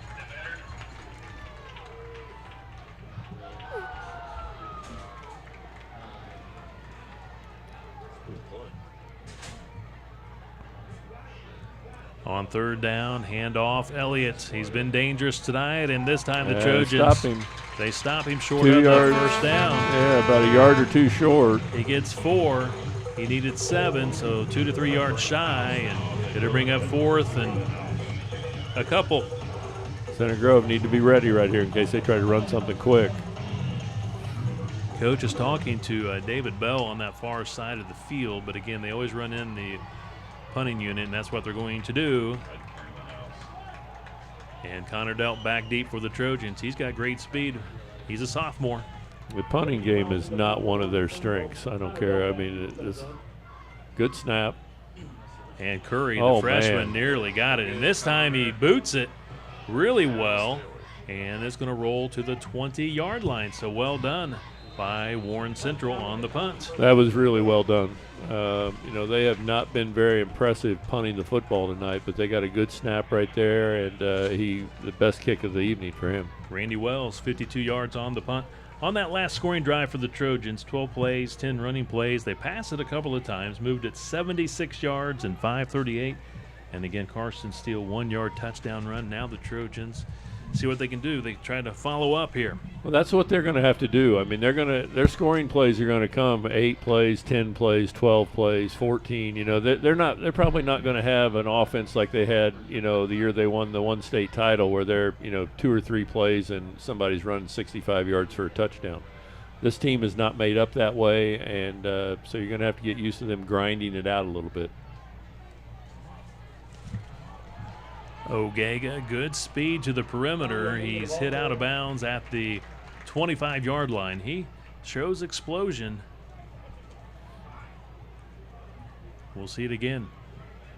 Good blocking right there by Center Grove, doing a nice job of You know, they're trying to get outside, but it's just very difficult to get outside of this Warren Central defense because they're just so fast on the corners and their safeties, and it's just hard to get outside. Yeah, Rick's got the time going here. You don't want to waste any more time than possible. You know, you're under 6 minutes here, and Center Grove's already down to 5 seconds. There's a penalty. It looked like offsides. It's against Warren Central. Yeah, that'll stop the clock. Makes it second down and about 1. Yeah, second 1. But you need to you got to run a few more plays here. You can't just continue to run in there, you know, like you're ahead by 14 points. I mean, you know, you need to be calling a couple plays in each huddle and you know, have your guys up to the line as quickly as possible and saving as much time as possible each and every possession. Second down and short, looking for Jake Keith, airing it out, and just out of the grasp of his fingertips. Great effort by the senior Jake Keith, and he is slow to get up as well. He is here on the sideline, might be a cramp as well. Yeah, I would guess it probably is a cramp. But he does a nice job of running under the football. He times it and wants to give himself the only chance to catch that football. Jackson does a pretty good job of lofting it out there, that whenever they get one-on-one coverage, they try that. But, again, very difficult to do it against Warren Central because Warren Central's had 1 or 2 guys there each and every time. And Center Grove not been able to be successful throwing that catch or that ball here tonight. Farmers Insurance, the Jenny Stoops Agency, is proud to support the Center Grove Trojan football team, helping you be prepared for anything in the playbook. Since 1928 at Farmers, we know the best offense is a great defense. We know a thing or two because we've seen a thing or two. We're as strong as ever, and we're ready to help you defend what matters most. Farmers Insurance, the Jenny Stoops Agency. Call 317-888-0001 for a free quote. The Jenny Stoops Agency is a proud supporter of Center Grove Trojan football. So it appeared to be a cramp for Jake Keith. So now Center Grove faced with 3rd and 1. Well, I mean, that's obviously why Eric threw the football on 2nd and 1, is because he felt like he could pick up the first down at any point in time, which they'll probably, you know, do that right now. They'll give it to number 30, and Rick's in here throwing stuff. He's yelling and screaming, throwing the board. He's mad. You know what that's like, throwing a chair around. Oh yeah, you got to be careful. You know, you've had a few guys do that before. On 3rd and short, I don't think he got it. He didn't get it. Wow, man, just Warren's defense has been something tonight. Well, their interior linemen do a nice job of getting penetration. It makes it very difficult for the Center Grove. You can see they got great penetration right there. Just as soon as he gets the football, he's got people in there on him, on top of him, and you can bet that they're going to be very aggressive right here. I mean, you're going to have to hard count them right now. Hard count would probably get them to jump off sides. Kyshawn Parks is the one that shot in there, nose tackle. Kind of disrupted that running play for the Trojans. So 4th and 1, and we're late in the contest. Center Grove down 20-7. Down to 5 minutes. Down to 5 minutes. So they're going for it here on 4th and a 1 yard, a long 1 yard. Yeah, Jackson they're gonna snap it, and I don't think he got it. Man, Warren Central just maybe forward progress. No, I don't think so. I guess you got to look at that far official, just short of the 30, and I don't think you're right, Ted. Not enough. I mean, he dove, and they just dead stopped him, drove him back. Didn't quite make it to the 30, so a turnover on downs. Well, good job also by Warren Central right there, and it looked like Jackson did hard count him, and they didn't jump off sides, and they still brought tremendous pressure. Obviously, they knew Center Grove was going to run the football. I said they could easily pick it up on 3rd down and 1. They didn't get it on 3rd or 4th down. Now Warren Central's got the football.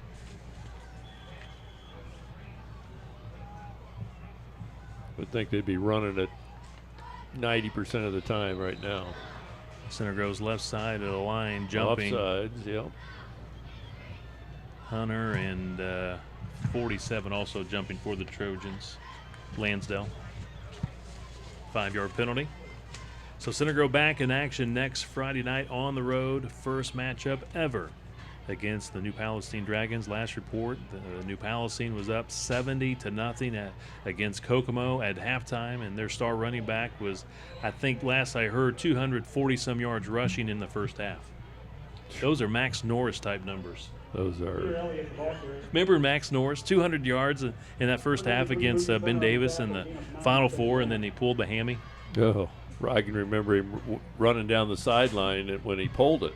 And he was on course to go for 400 yards that night. Ben Davis wanted nothing of him that night. They didn't want to tackle him. He was running over him, running through him. And, yeah, that's too bad that happened. Yeah, the only thing that was going to stop him that night was injury. And second down and 1 here for the Warriors. Elliott, he's been impressive tonight. And you're right, Ted, he's one of those guys that just kind of flies under the radar, but he's been impressive. I think he's been very impressive. I mean, he's I don't know he had 10 or 12 carries tonight, and he's probably got 120 yards maybe. I mean, he's got a couple touchdowns. I mean, he's been very effective. He had 1 or 2 touchdowns called back. But Warren's done a nice job of just doing what they needed to do. I mean, if I was Jason West, I would still be a little concerned that they couldn't come out here in the second half, score a touchdown, score 1 or 2 touchdowns, and, really take control of the football game. But they've done enough to at least win this football game here tonight. New set of downs here for the Warriors. Running the ball once again, and man, he just tough to tackle. He's inside the 5, dives to the 3. Yep, I mean, they got everybody over there on that side of the line. You can see Jaden's able to get him the football, and then he just follows his blocker, stays on his feet, and jumps down to about the 2-yard line, 3-yard line maybe.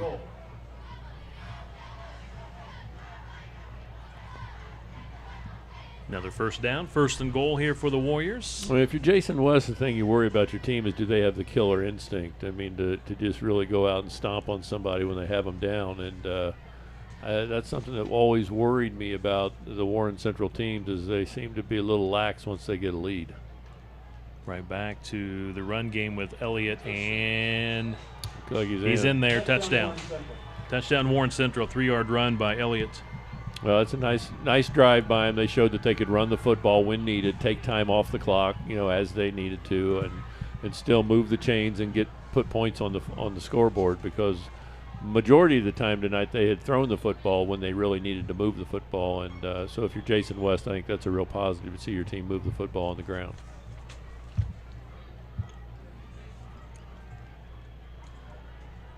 Kick is good. 27-7. Warren Central by 20 here in the 4th quarter late. Tonight's game being presented by Morgan Insurance Group.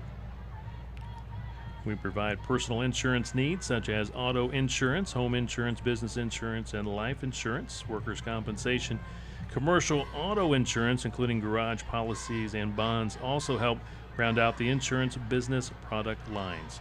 Morgan Insurance Group, proud to support the Center Grove Trojans. Well, next week should be an interesting week. I mean, we've always come off of this game the last 3, 4, 5 years, and we go over to Whiteland, and we'd pretty much out-talent them, and, we'd come away with a big win. But I would be very concerned if I'm Eric Moore, and I look in the paper tomorrow and I see that our next opponent put 70 points on the board in the first half. Running back had over 240 yards in the first half. I would be very concerned. I mean, my team, they have to understand that this is a very, very good opponent. Forget that they're a 5A opponent, not a 6A, not a MIC team, but they are a team that has a tremendous amount of pride in what they do. As you said, their coach hasn't lost a game in the regular season, and they've started out very strong this year. Yeah, he's 46-0 with the win tonight against Kokomo, and barring a miracle there in the second half. Don't think that's going to happen. We're up 70-0. But, no, 46-0 for New Palestine under him since 2013. So, the Trojans will have to get back to work next week, and just start working on things and correct things. And might be just a work in progress, but we'll see what they have next week for New Palestine. Looks like we got a new quarterback. Harrison Luck, number 12, in for the Trojans. Ted, we got in on a good note. Texas Roadhouse, once again, taking care of our needs. Pregame meal. I tell you, it's all good. I mean, Superb. you need to stop in and see my boy Brad. You know, manning the bar. Got a chance. He's to the 30, 20 out of bounds, so he's inside the 20 to the 19-yard line. That's Ogega. Nice job by Ogega. I mean, he's shown a little bit of fire. I mean, other than Carson Steele, you know, picking up yards, Ogega has been the best producer of yards here tonight. And even though they look up and see it's 27-7, he's still running very, very hard. That's got to be a real positive note for Eric Moore. New quarterback, freshman, Taven Jackson. We have Jackson, or Trace Jackson Davis, his older brother, on at halftime. This is Taven. 6'3" freshman QB from shotgun formation. And he will hand it off to Gavin Matheson. Taken down at the 16, 17-yard line. Yeah, the Texas Roadhouse is always good. I mean, Christy and I like to go over there, and we see our boy Brad behind the bar. Make sure you tip him good when you see him, you know, because I tip him good, you know. Is it because you don't? But he's a golfer. He's a golfer. He needs money to go play golf, you know. So make sure you tip the man when he gets you a beer or whatever, you know. So back to Ogega to the 10 and taken down inside the 10. First down Trojans. So showing a little bit of moxie here late in the ball game, trying to get another score. That's good for a Trojan first down. Well, I think there's a lot of opportunities here with 2 minutes to go in the game. I mean, you see a lot of people in there that you're not used to seeing, and I think Eric Moore is going to tell his football team, hey, I'm going to play the guys that can are willing to do what we need to get done, because other than that, we did not get it done tonight. Taven Jackson keeps it this time. Freshman quarterback. Welcome to the Warren Central rivalry game. He took a shot. Well, he popped right up, though. It's always amazing to me when you play Warren or Ben Davis or Lawrence Central or even Carmel. I mean, it looks like there's all kinds of room out there around that end. Boy, and you start running towards that pylon, and all of a sudden things close up pretty quickly.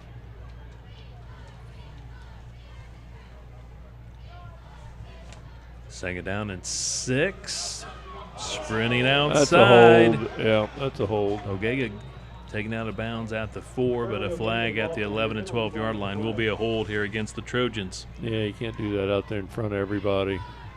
I mean, you're trying to block the guy as best you can, and he's got a better angle than you do, and you reach out and grab a hold of him, and now you get a 10-yard penalty. Tonight's game being presented in part by Costco. Costco is a membership warehouse club dedicated to bringing members the best possible prices on quality brand name merchandise with hundreds of locations worldwide. Also right here on the south side of Indy, Costco provides a wide selection of merchandise plus the convenience of specialty departments and exclusive member services, all designed to make your shopping experience a pleasurable one, I should say. And throwing to the end zone, and incomplete pass. He was looking for Jake Keith. Not a bad ball thrown there by Taven Jackson.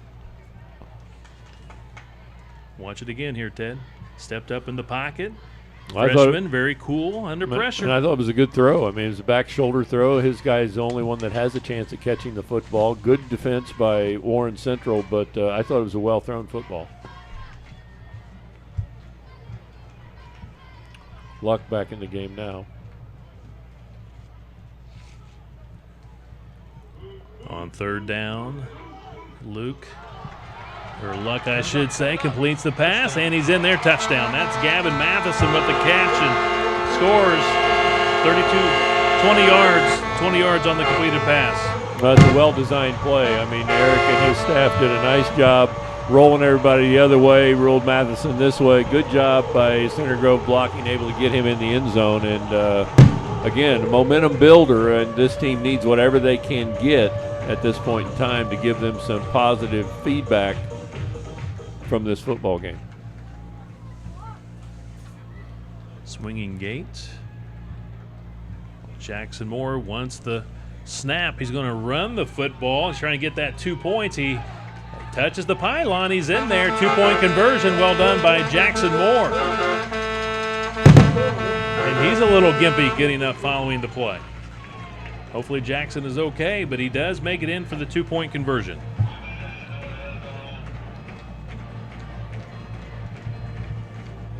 So now all eyes on Jackson Moore following that play.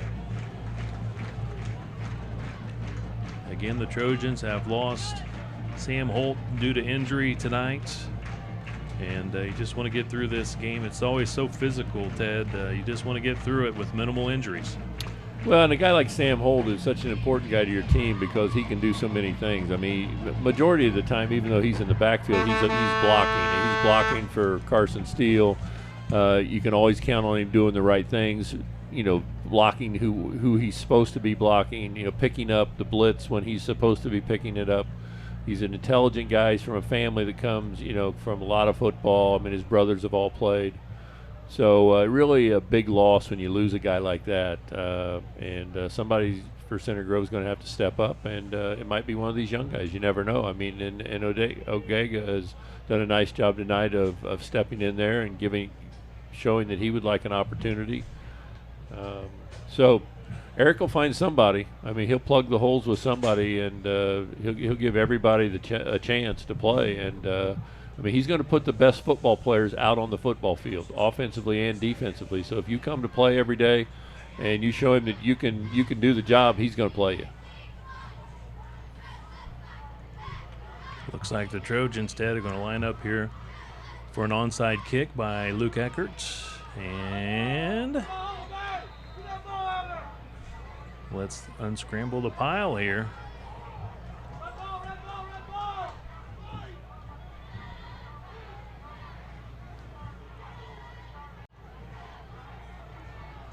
Warren Central recovers the football. 49 seconds left in this one. Good effort by the special teams, and there is a flag here at the 49-yard line. I mean, it's a little hard to tell exactly what is either team. I mean, Warren Central is supposed to be the best team in the state. They're telling us, we read the papers, they're the best team in the state. So maybe they're the best team in the state, and Center Grove played them to, 27-15 here tonight. I don't know. Maybe Center Grove's a little bit better than we think they are because they're playing the best team in the state. We're just so used to watching Center Grove be a little bit more efficient offensively, not make mistakes defensively, not make big penalties defensively, things like that.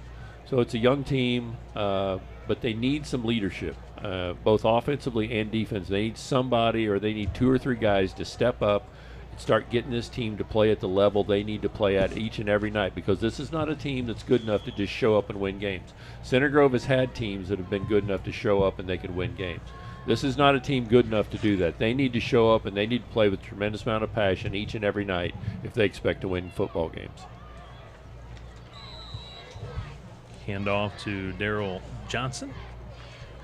Center Grove Magazine, proud to support the Trojans. Center Grove Magazine, your hyper-local community magazine, highlighting people, places, things, and events happening right here in Center Grove. Center Grove Magazine, for the community, about the community, to serve the community.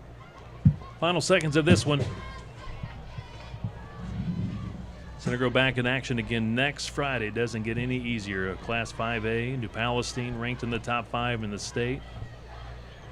First time the Trojans and Dragons will play in football. I think it'll be a great game. I mean, I think it'll be a great game to watch. I mean, New Palestine can put points on the board. Center Grove kind of looking for themselves. So it'll be a great game to drive over to New Pal and watch. I think Eric Moore would appreciate your support also.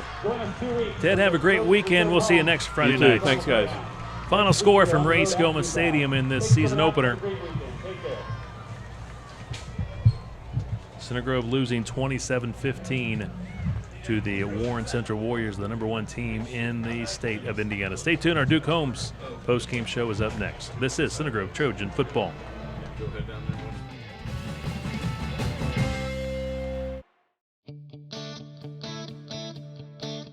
Hi, I'm John Bontrager. 20 years ago, my wife Shanda and I opened the Bontrager Agency right here in Greenwood, Indiana. Today, we serve over 2,700 families in the Greenwood and surrounding areas. I realize that customers have many options when it comes to the insurance purchase. If you're looking for an agency that treats you as a friend, please consider the Bontrager Agency.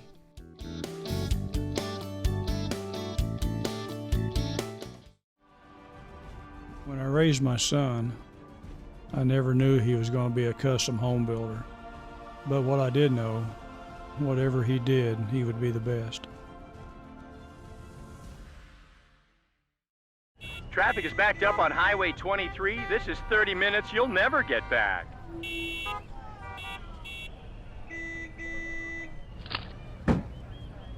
Hey!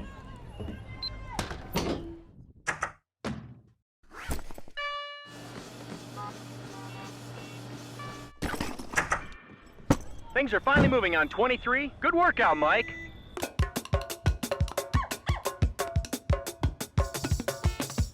Come to Marine Center of Indiana, the only top 100 dealer in Indianapolis. Shop our huge selection of parts and check out our 50-boat service area, open 6 days a week. Bring it in by Monday and it's out by Friday. Visit online at marinecenterusa.com for more information. Ray Skim's got your truck, man. Big and little trucks, man. Integrated locations, man. Skim's got your truck, man. He's got SUVs, crossovers, long bed, short bed, flat bed, dump cab, crew cab, cinder cab, half ton, 3/4 ton, 1 ton, high cube van, cargo van, diesel engine, gas in stock, or custom in the color you want, man. Ray Skim's got your truck, man. Big and little trucks, man. Integrated locations, man. Skim's got your truck, man. Ray Skillman's got your truck, man.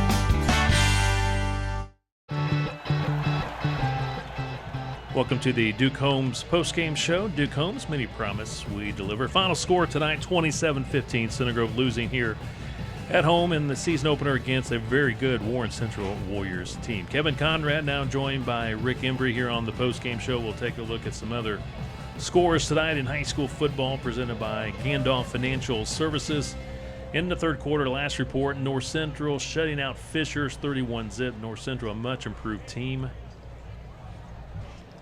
Ben Davis blowing out Tech 45-zip. That's also in the third quarter. Carmel, man, Rick, in a battle with Louisville Trinity. That one's close to a final because they scored with 28 seconds to go. So, yeah, Louisville Trinity always loaded. That's who actually Warren Central plays next, I believe, down there next Friday night. Another good game. Pike holding on to an 8-point lead over Zionsville, 27-19. That's also in the fourth quarter. And New Palestine, last report, that was at halftime, 70-0. So they probably, with the mercy rule, there's not one, but if there was, they would just call that game at halftime. I think I'd put good money on New Pal to hold on that one. And final at Lucas Oil Stadium, Cathedral beat Noblesville 31-7. Bloomington North, big lead over Greenwood in the fourth quarter, 31-15. And Whiteland leads Columbus that's a big East. One. Columbus East state champs last year in 5A, so that's a big win for Whiteland. On the road, still in the fourth quarter.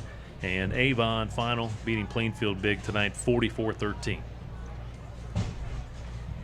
So, Rick, here at Ray Skillman Stadium, tough night for the Trojans. It's always difficult to begin the season with a team like Warren Central. And obviously, Coach Moore and his program and his team, they got some work to do. And it's unfortunate because you play such a stellar schedule. It is so difficult. There's no weeks off. But all they got to do is get back to work next week and try to prepare and get ready for New Palestine. Well, I mean, you come out of the box with the number one team in the state right off. So you're quickly exposed and you find out where you need to improve greatly. And, I mean, you could almost say that was pretty similar to last year when they jumped out big 27-0. We're like, oh, my goodness, what's going on? You come back and make that a pretty good ball game, a real good ball game.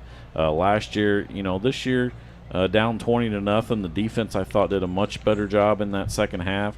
You cut it to 20-7, so you're within a couple scores with 6 or 7 minutes to go in the ball game. So, obviously a lot of room for improvement on all three sides, and you had some stuff happen at the start of the game Obviously, seeing one of your senior leaders and a back that you're going to rely on out of the backfield, and Sam Holt, seeing him go down with a shoulder injury on his one and only carry of the ball game. I believe that's when it happened. So that's something big that you talk about leadership, and you see a guy like that go down first. That kind of deflates you a little bit. But I thought they moved the ball pretty well on occasion. What Warren did very well was they didn't allow the big play. They didn't allow Carson Steele to bust off a 60 or 70-yard touchdown run. They made you put together 10, 15, 20-play drives, and Center Grove was very good between the 25s, but when you got inside there, you had a couple unfortunate things, a missed field goal, a strip sack, a fumble that they recovered, and then you ran out of time at the end of the first half. So, there's 3 possessions right there that you came up empty, and you cannot do that against a team as loaded as Warren Central. And the Center Grove defense, a lot of new faces on that side of the ball this year for the Trojans. And, Warren Central, they've got playmakers, and they do a good job of spreading the field. And then I felt like Elliott did a heck of a job running the football tonight. Yeah, he was their MVP on offense, and that's saying something with David Bell being over there. Center Grove did a pretty good job of shutting down, not really shutting down, but limiting Bell's catches. Nothing over the top of you, and I thought the DBs on his side did a pretty good job at what they did do. Warren Central side was Elliott out of the backfield, and he gives you another option so that if teams are going to load up on David Bell and put a lot of DBs in there, he's going to be able to run the ball behind that offensive line, and he was very good tonight and very good at breaking tackles. That's where he had his long runs, is when he was able to break 2 or 3 tackles. So unfortunately, the Trojans, like you mentioned, they lose Sam Holt tonight to pretty severe injury, so he's going to be out for several weeks. You just hope that the Trojans didn't suffer too many other injuries. Again, this is a tough game, and that's why a big reason why they moved it from week 9 to earlier in the season, because it is a physical game. And there was a day when this was week 9, and then that week 10 was the sectional opener. Now, of course, you got the sectional bye in that first week. But again, you just hope you come through this with minimal injuries. Yeah, and then a lot of times you say where you get your most improvement, and NFL coaches will tell you this as well, the most improvement that you see is from week 1 to week 2. So, you got a full game on film. You got to see, like you said, a lot of guys on that defensive side, and now you got a full game to look over the tape and go, wow, this kid really stepped up and played well. Maybe he gets some more playing time. So hopefully they're able to bounce back. Obviously not an easy test. Next week you go on a road against a very explosive offense. You're going to see an offense that wants to snap the ball within 10 or 15 seconds of getting up, getting that last play over. They hop back to the line quickly, so you're going to need to really be ready for that offense next week at New Pal. Rick, before I let you go, big day tomorrow for the Center Grove boys tennis team. Unfortunately, got rained out last night in their season opener at Park Tudor, but tomorrow, big day for the Trojans. Yeah, they face Perry Meridian, Brownsburg, and Terre Haute South. Terre Haute South returns almost everybody from a team that was top 6 last year.